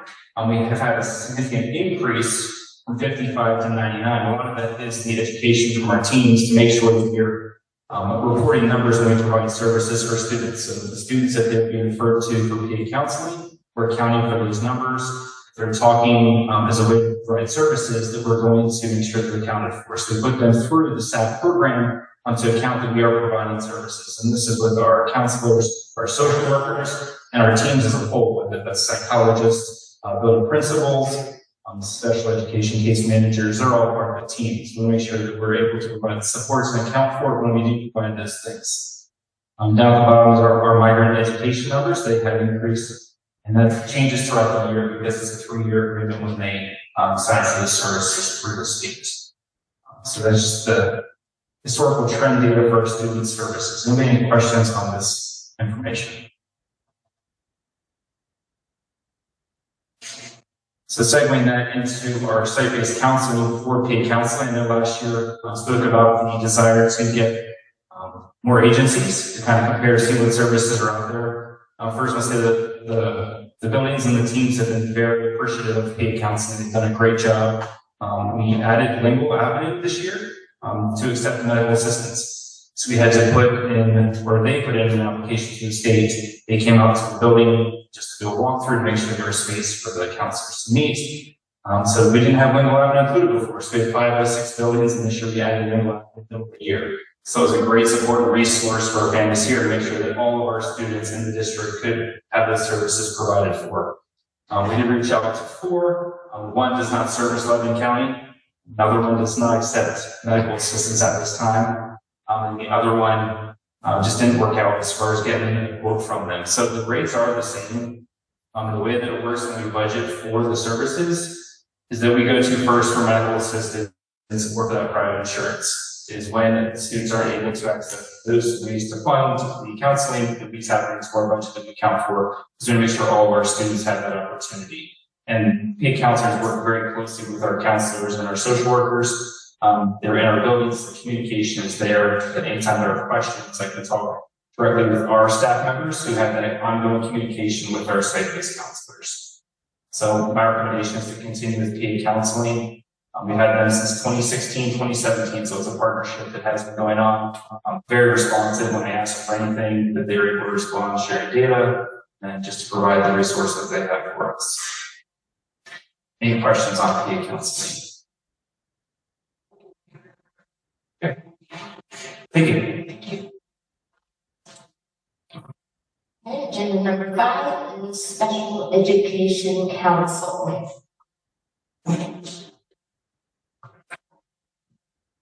Happy to take this one.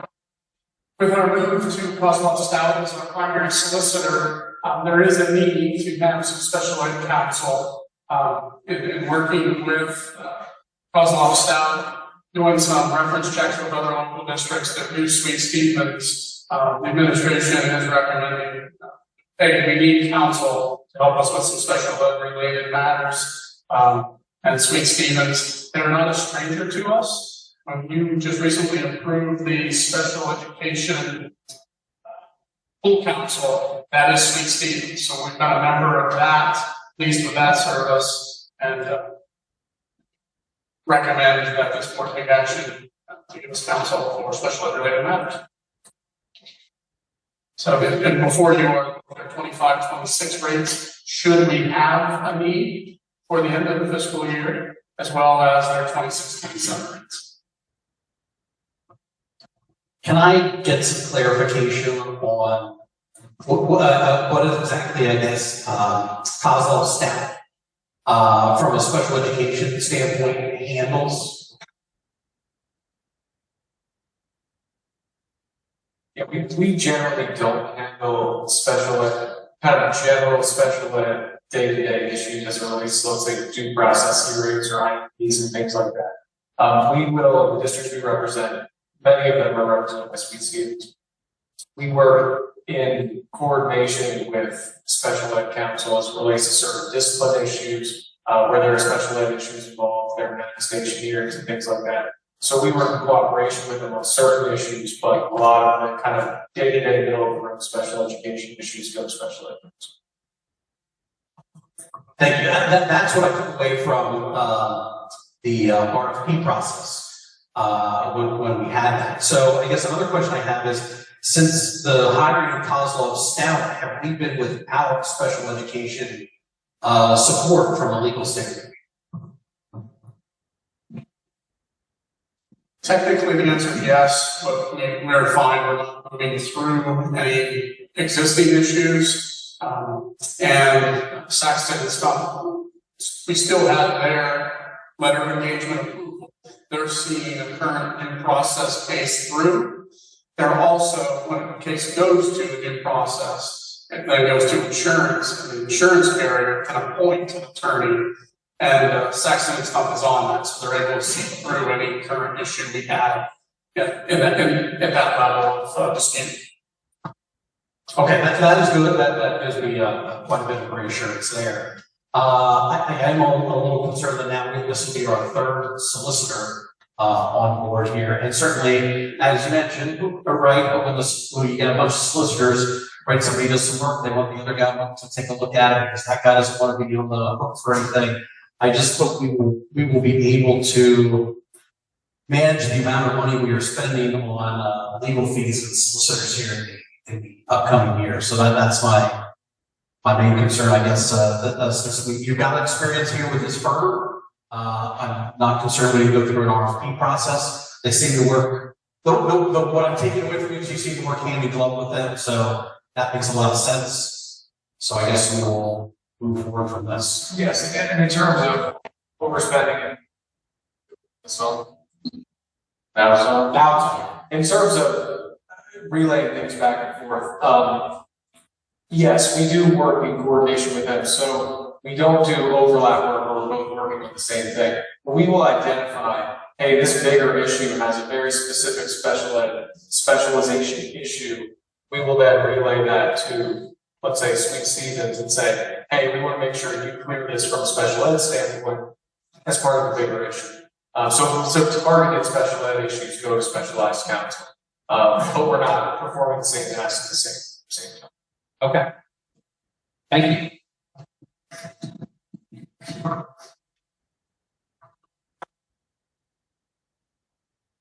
This is totally not personal. Said all those nice things about you in the very beginning. I know. It's going to be determined by the progress we made because I could turn into high next time.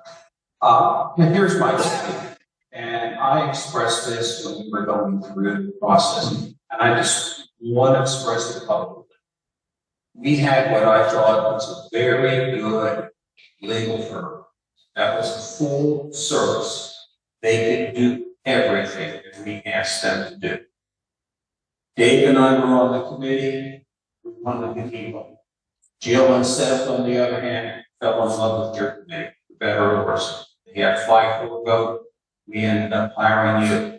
My concern is the fact that for effectiveness and efficiency, one firm is always better than, God, I'm not sure how many firms we have now. We have at least 3 firms, and I'm not being smart about this, but actually we have 4 firms because Jill's a former lawyer. So the end result is she always weighs in on her legal opinion. And that gets confusing for me because I want a legal firm that's non-political and is going to tell us what the law is. When we're switching back and forth, I just feel it gets confusing. Again, you're our legal counsel now. But here we are. You're only being our legal, this is your second meeting here. And we're already having 2 other legal firms help us out in certain situations. And irregardless of how well you work with them and they work with you, I always have a fear that when you have more than one, something's going to happen. So I'm just expressing that now. I hope I'm wrong. If it happens, it's interesting. Okay. I have a quick question. In order to help me understand why we need to have 3 solicitors on the district and taxpayer payroll, is there a reason, or what is the reason why your firm is not engaging special ed representation? Yes, special education issues are it's a really specialized field, and within special education, it's not really, we take a position in a lot of school solicitors that that we know we work with. Special ed spans a huge array of issues, very particular issues, which is why people like Sweet Stevens, they do other things, but primarily they're a really big firm that primarily does just special education work. And so it's not really a resource issue. They have a lot of attorneys, but they specialize in all the intricacies of special ed. So the reason we don't do that is we don't want to take the position that in the course of doing sort of other mundane solicitor work, that we overextend and dabble into something that we believe is a much deeper issue than something to just reach into occasionally. So when you have someone who needs to do, let's say, due process hearings, that's an entire body of work and specialty. There will be special ed attorneys who will work on just those issues, and it's a full-time job to work on just those issues. So that's why it's really not something we feel like should be kind of dabbled in here and there as it comes up. It really should be someone who dedicates their full time to those intricate issues. Thank you. So Ms. Martin, you and your team, when you recommended these folks to your solicitor, were you aware of this piece, that they did not represent special education? No, we're never being part of the process when they did the presentation, and they worked very well. So I think we could move on now. I mean, this has been deliberated and it's getting late. Unless anyone else has something different to talk about. Okay, the last thing is our field hockey team. They would like to go on an overnight trip to the Max Field Hockey Annual Tournament in Conshohocken in September 19th and 20th. Okay, I'll just add that usually the question comes up, is this an annual trip? It is an annual trip. It's some of the best competition in the country. However, last year is the first time they made it an overnight trip. The goal was to see if they would play better since they have a Friday evening game and a Saturday morning game. So I had asked two people I work closely with, Mrs. Hettner and Mrs. Valley, who both have daughters on the team. I said, well, did they play better last year? And they said they won a state championship. So I think that answer they're going to hold for a while. So I think they're guaranteeing another state championship this year if they're able to do the overnight trips. It's good to approve it. How much do they pay you? No comment. No comments. I will second that, Mr. Frank. Okay, and last but not least, public comment. Would anybody like to speak? Mr. Jones, we miss you so much. I really don't have much to say other than to support policy. Okay, your time starts now. A board meeting shall be conducted in an orderly, business-like fashion. Basically, attendance via virtual communication requires your microphone to be on at all times. Mr. Andrew and Mrs. Spandello have had their microphone off and on throughout the meeting. Mr. Andrew did not vote the last two votes. I call on you, Mrs. Martin, as a policy girl, to basically throw out any of his meetings and move it to next meeting. You can still get the vote, you still got it. Solicitor, for our policy, I would recommend that we follow policy. As you say, everything tonight is null and void because two members by board policy, something you are very adamant about and have read multiple, and you can look me in the eye because you and I both know policy. You fought for it all day long. So here's your chance to show this community that you will honor policy. You can still get your way, Ms. Martin. Everybody shows up next meeting, you still get your budget. Seth still gets his power to show up. By the way, Mr. Thomas, it is a violation to have more than 4 members at a meeting. So your suggestion of everybody go to a budget meeting is actually a violation. It has to be a public meeting. You can't have more than 4 members. Otherwise, you form a quorum. If you kind of read Robert's rules, you probably understand that. Thank you.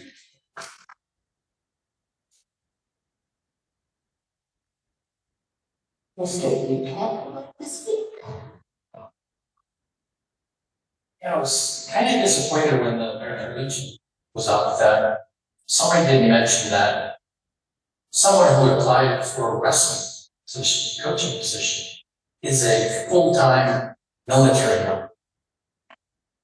See, if you guys would quit playing games, because, you know, whatever Corey has up is whatever, you would point out her husband is in uniform.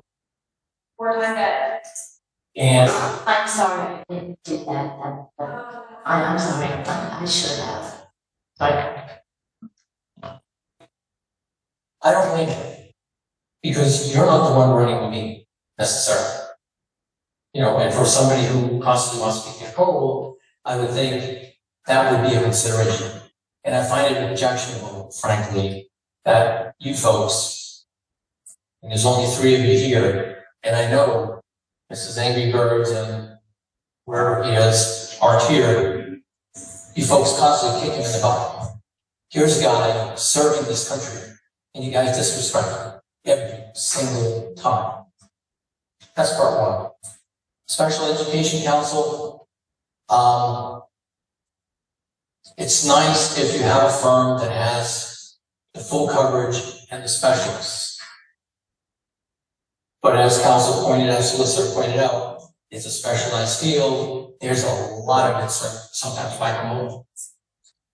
And if I put it in an educational perspective, because I've been chewed on sometimes for this, at the elementary school, you have a teacher that teaches English, math, science, history.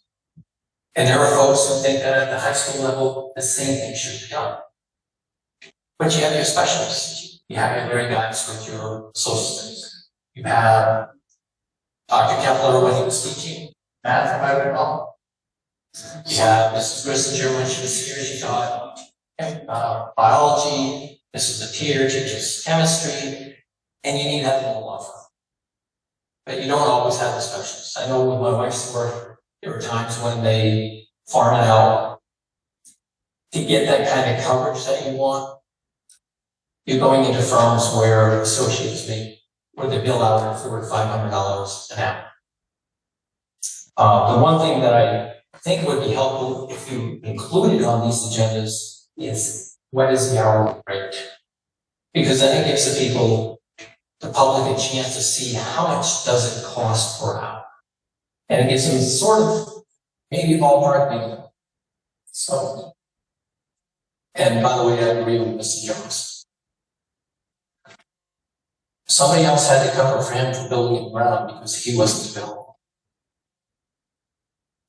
She stumbled when it came time to vote. She didn't know what was going on because she wasn't paying attention. That's an incorrect statement. That is an incorrect statement. I was paying attention. I wanted to make sure it was validated. Don't correct me. Don't tell me what I was doing. I'm sorry if I correct you. I'm still here. I'm still listening to you. I'm here and I am present. You're not here. Excuse me. I am here and I am present. Stop your time. Am I past 5 minutes? No, still not. The vote. All of those votes, with those 2 participating, should be considered null. Redo them. All of them. Except for the ones where it was, because then you were in fact 7 and 3.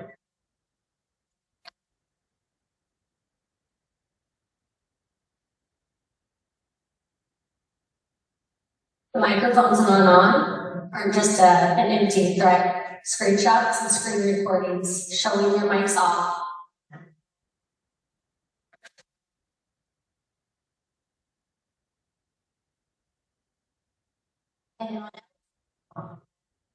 And thank Coach Reynolds for his service.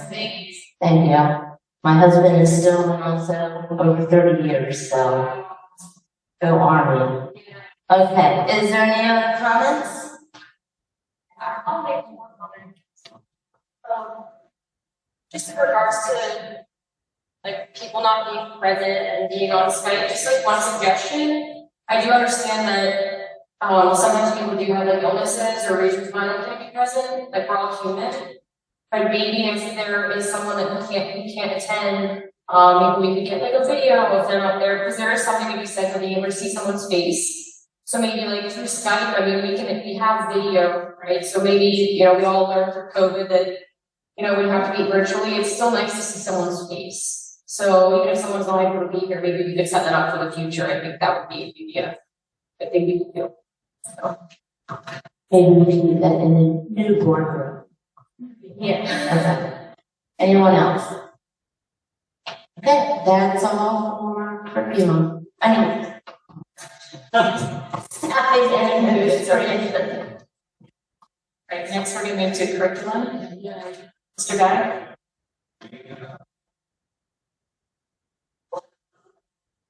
First one is book donation. Okay, yes, asking for approval of the following intent to give book donation form. This is from the Lebanon County Council for Public and Women. It's 4 book packs. They look like this. Take each of the 4 elementary buildings. The books are 1 vote, 2 votes, I vote, you vote, all about voting. It's Dr. Seuss. In America, patriotic primer. I don't have little kids anymore, so I read it myself. I didn't get to read it to my little ones. But you can see on the intent to give form all the information you need. Any questions?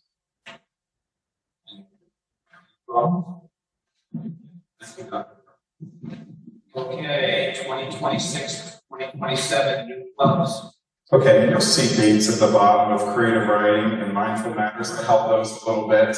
And just because if you recall, we are really doing a lot of clubs month after month after month. So I'd like to in the future move to, maybe a few times a year, like having a few clubs at a time. So, and you'll see first responders did not come to the end of April. So actually I couldn't just recently, but all 3 very club offerings are coming from our students. These are all so that they can start day 1 of next school year. So we're asking approval of Creative Writing Club, Mindful Matters, and First Responders Club.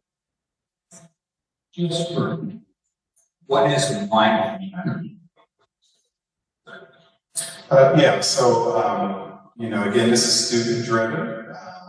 So purpose to build a better relationship with mental health in school and out of school. My purpose to implement ways to cope without delving into personal issues. Not meant to fix your mental health, but to teach ways to support yourself.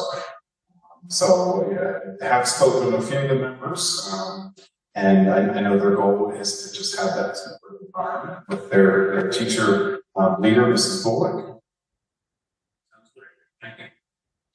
Okay, and then recommend approval of following proposed pipeline complementary programs. Looks like there's 3 of them.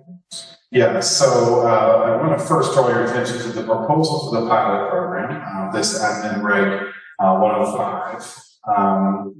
We did talk about this as the admin reg was approved, the board policy was approved.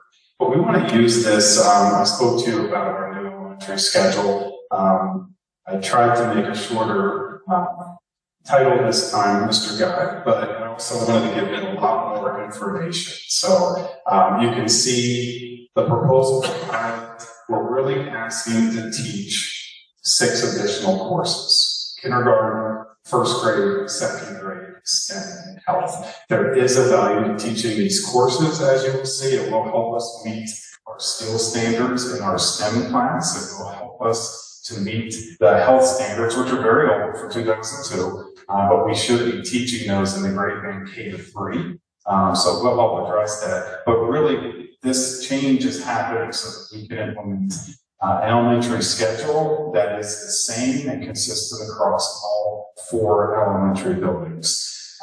So again, there's a lot of information in the pilot form, but our teachers are so wonderful. They already have a very good plan. So this new course approval form is something that I asked teachers to create, so you can see the units, you can see the standards, and our teachers did an awesome job. I mean, essentially, they did most of the curriculum writing work, even though we will bring you an curriculum to approve in the future.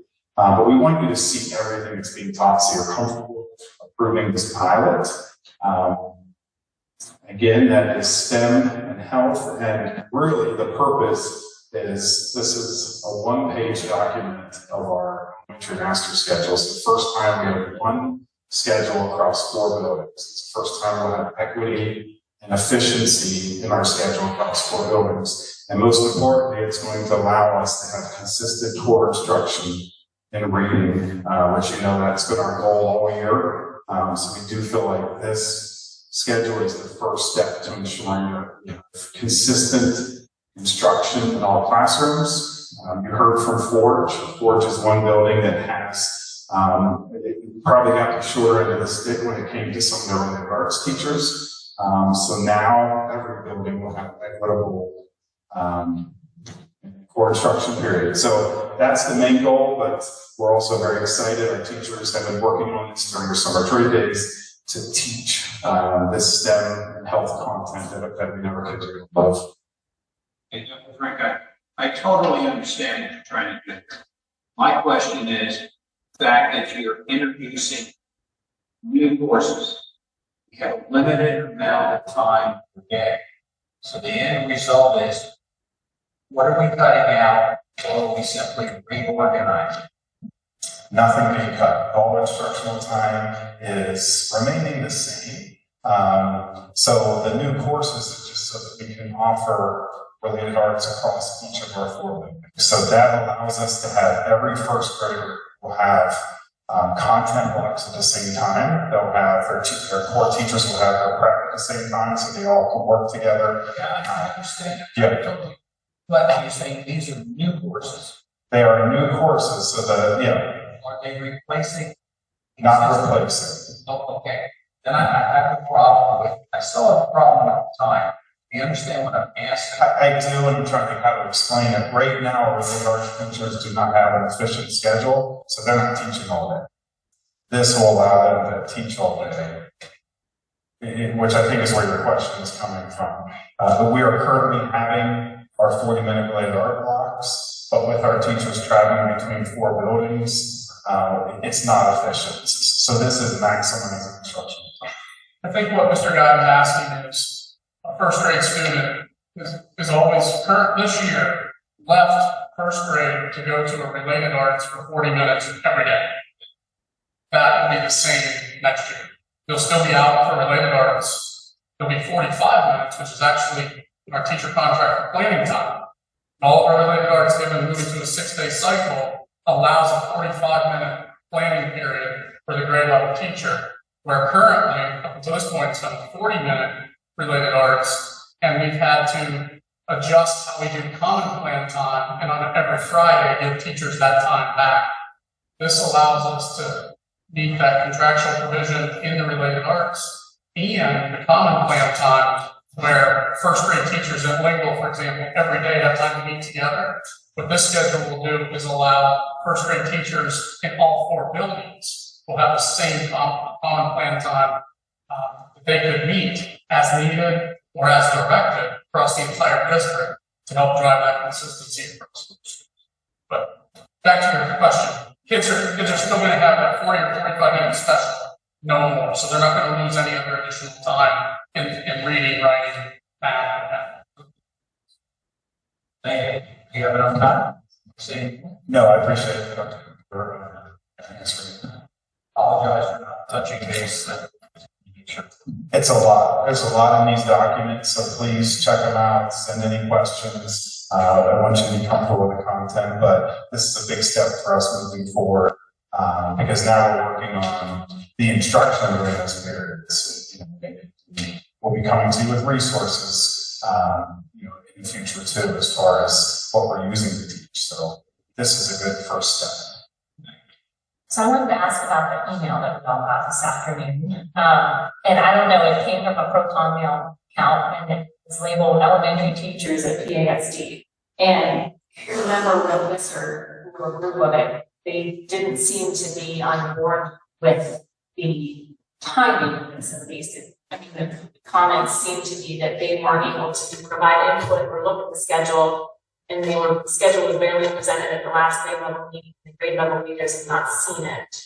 And then went on to have just a couple concerns, and then asked for more time with the schedule. So is there improvement we can make as far as communication with whoever this might have been? I don't know.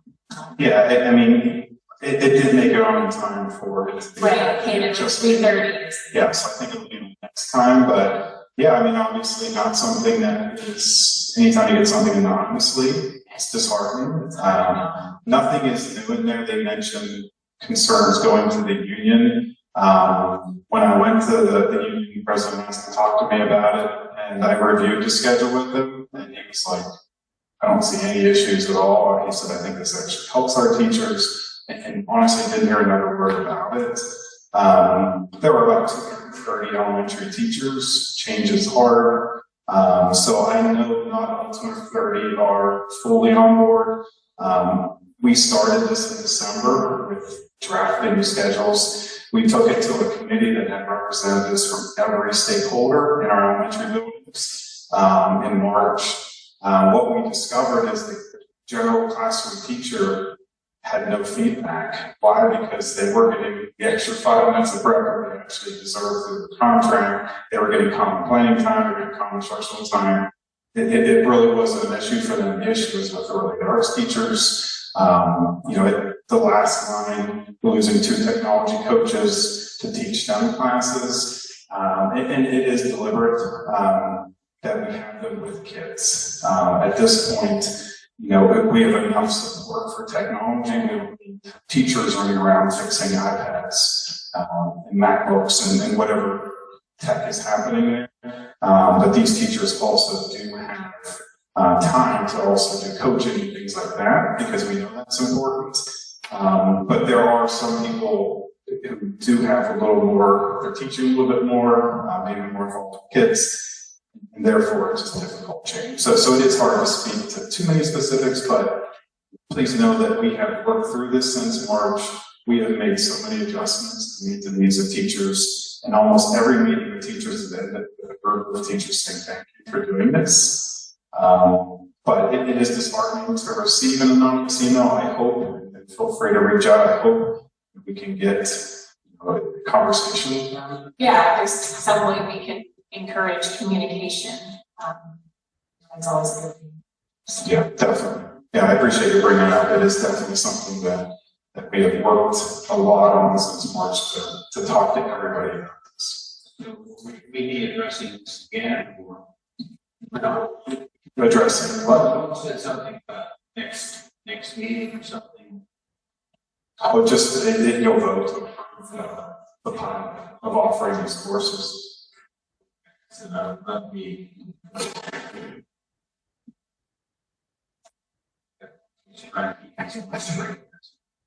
Okay. Public comment?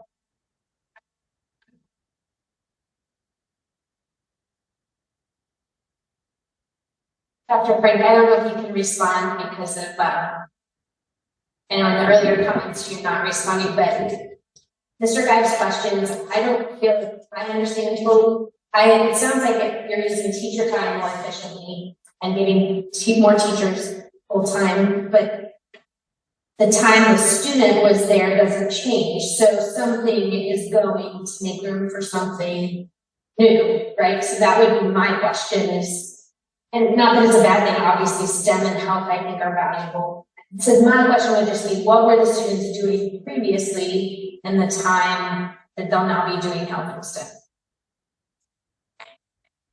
Did a better job last time.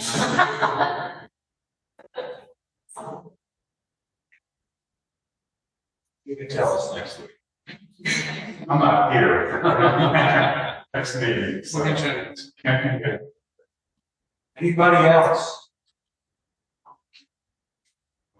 All right, thank you, Mr. Guide. Next, we'll move to finance, Mr. Steinmetz. Thank you. First on the finance agenda is board treasurer.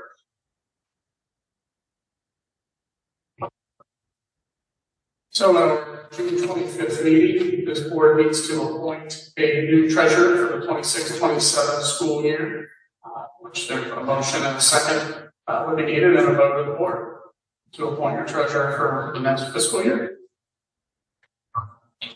You interested in? So no, I would like to consider continuing it. I enjoy the position. I enjoy working with Mr. Pence, but I think the time would be well spent in other avenues here with the board. So I'm happy to open it up for another individual who would like to take over treasurer. I just want to use it. Love it.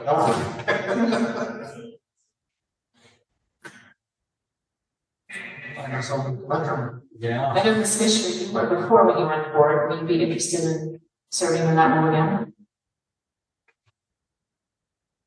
I have to answer that this evening. No, I don't put you on the spot, I just remember that you did serve as treasurer. Correct.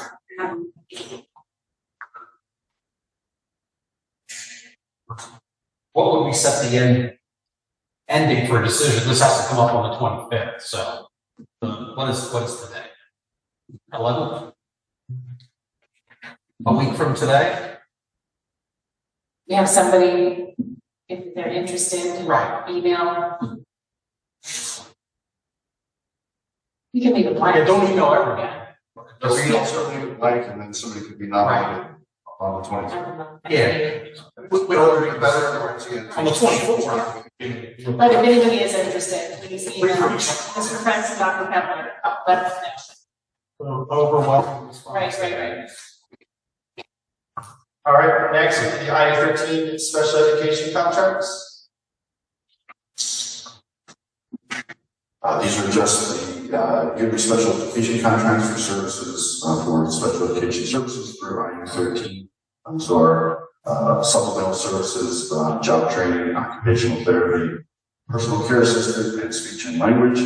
And then our consortium level contracts, which are more full classroom types of items.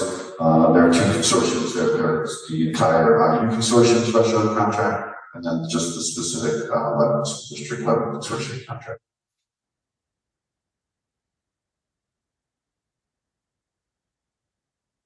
All right, no further questions, we go to public comment.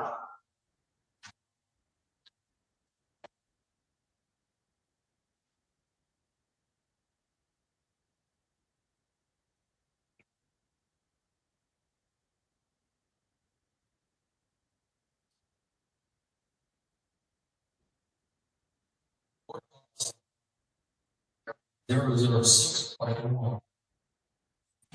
Goes back to 603, where you folks voted.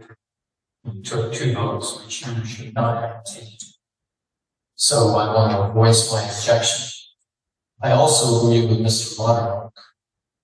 We don't need a policy change if you want to attend. I think it would be, you talk about communication and how it's terrible and it's not going, you're not communicating with this guy over here in terms of, hey, can I sit in, can I kind of listen in, instead of making a policy change. And now that policy change opens the door for you.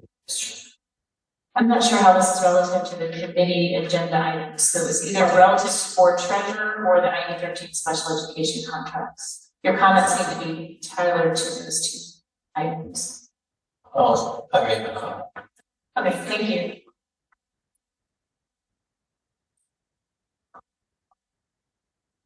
Anyone else for public comment? All right. All right, thank you, Mr. Simons. All right, last is building and grounds committee. Mr. Latimer, would you like to take us through this committee? Why not? Thank you. Hopefully be quick. It should be. The one question I have is about the executive session. Dr. Kepler, did you want to meet with people afterwards? Or no? That's your call. If you'd like to, I can make that announcement. If you would like to, we should include that in the announcement. If we're going to have a second. My suggestion is we wait until. I won't be here, but feel free to call me anytime. Okay. All right. Sounds good. all right, thank you, Mr. Latimer. All right, the Buildings and Grounds Committee tonight here, our agenda is number 1, change orders for Buck Swank. So we have one change order, number 12. And this is as they close out the contract, this is another one of a credit coming back to us. So all these projects have allowances into the bid. Unfortunately, those allowances weren't needed. So this kind of signals when a contractor provides this that they're getting close to being 100% finished. So this is money coming back to us. I do like money coming back to us. And that will be on the 25th for November. That's correct. All right, item number 2, insurance enhancement. So this is something that our insurance broker, we're working with Zinn Insurance for our liability coverage, as well as automotive and all non-medical insurances that we have. And talked a little bit during that meeting about some of our issues last summer. We had mold issues at Pine Street and also at the middle school. We did submit those, no cost remediation to make sure that the space was safe to use, which we did receive verification on. I did submit that information to the insurance company to see if it could be covered, to get some of those costs covered for us. And in our current policy, and it's standard policy through all school districts, well, I shouldn't say all school districts, most school districts, that the insurance company will cover the mold if they can determine what caused the mold. And so we spent about 2.5 months with Unit National, our insurance company, going through specifically Pine Street, investigations, pictures, all those, and they finally came to the conclusion that they couldn't really determine where the mold was coming from. So there was no coverage. So this is a bolt-on project, not through our current insurance carrier. This is actually through CM Region, which is through the PSBA program, offering more specific insurance or coverage for those types of items. They have it do it as pollution. We don't have issues with asbestos here at the school district through our testing. We also don't have issues with lead. So a lot of these things probably wouldn't be helpful or useful to us, but it's a safety net. I did fill out the information to just get a quote. So the premium for this would be about $7,000 for the year. That would cover every district building. And would lead to, if we had issues again, once again, we would go through the process of remediation, pulling that together. But then it would be covered from an insurance perspective in terms of reimbursing those costs. So wanted to bring it forward to the school board because of the timing in which I received this information. This isn't something that we budgeted for, so it would be additional funds outside of that. As always, insurance carries a gamble risk in terms of paying for the premium and maybe never needing to use it. If it was that easy, I would always just pay the premium, so I had to deal with it. But that's the process moving forward. So just wanted to bring it to the board's attention, see if there was any appetite to move forward. We're hopeful that we don't have any issues next year. We dealt with replacing the HVAC at that time. One of the things I think we believe last year was abnormally humid. But as we sit here today, maybe that's what some of that looks like is coming there as well. So, once again, just any comments or any questions, we're going to provide additional information if board members would like to continue to learn more about this project.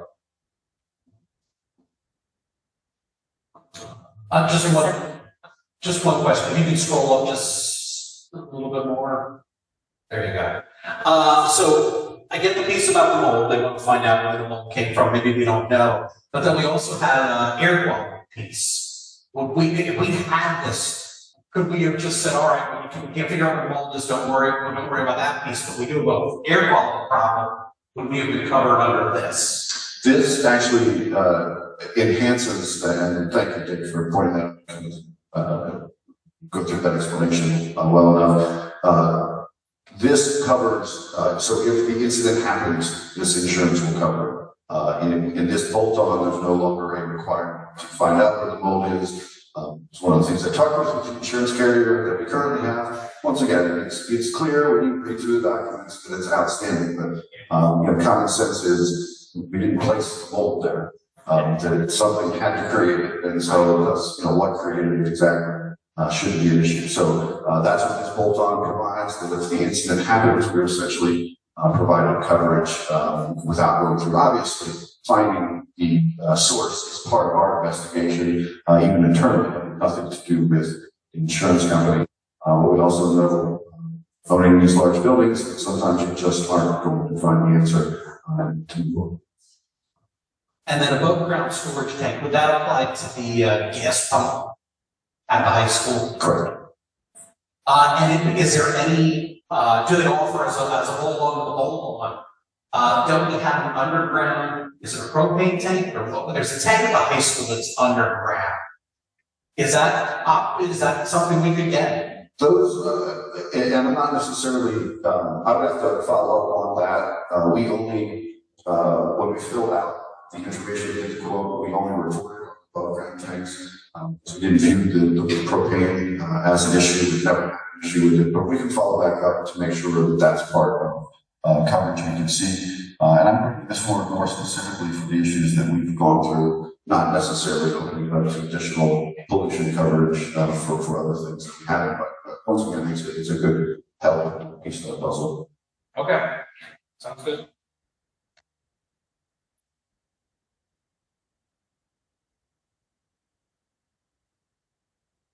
Is there anything else gonna ask about? It's fine, thank you. Is this something that we'd like to see placed on the next agenda? More information, or just not interested, which is fine as well. I would for sure. I hear you about pine. I'm not sure when the air is going to go in that we could mitigate. I think we could be under the same problem we have next year. Next year, once the air is in, then probably not. So I would, what was just ballpark, I don't know the exact thing, but ballpark, what did we spend on the pine remediation? Over 50? Around. Oh, so around 50. So this seems like a solid gamble. I know we have some concerns about that gas pump as well. I mean, for $7 grand, if we have one or air quality incident, we're ahead of the game. I would also support that. Yeah. Thank you. Any other questions on insurance? All right, that leads us to public comment. Bullet point 3, public comment. Anybody, your comments would need to reflect either the change order or the insurance enhancement we spoke about here. Make my comment request the insurance. All right. So within the criminological theory group, there's this amazing theory. It's very easy to understand. It basically is called the routine activities theory. And it says that crime occurs when you motivate the offender, suitable target, and absence of a capable guardian. The capable guardian doesn't necessarily need to be a person. It can be building enhancements, right? Like we want to do to pine, increasing the glass, make it intruder proof. So my question is, and I'm going to make this short because I am very tired and I can't read my notes. As it relates to our liability insurance, do our insurers know that we have all these safety deficiencies on our campuses that are not being addressed? And how is this impacting our insurance rates? So I'd say for sunshine law, that should not be asked now, because it does not relate to the insurance enhancement. Just for the mold, okay, so it's not liability in general. For sunshine law, I don't think we should be asked. Anyone else? But 0% tax increase? How are you? That's not on the agenda for buildings. I get it. The insurance, supplemental insurance for the mold, the gas tank, whatever. Where is the money going to be coming from in the budget in order to pay for that? We have no money. Just curious.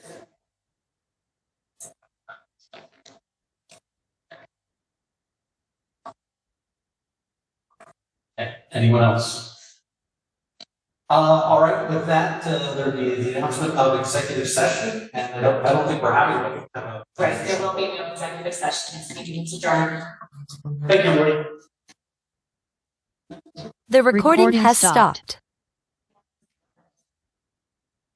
It is not your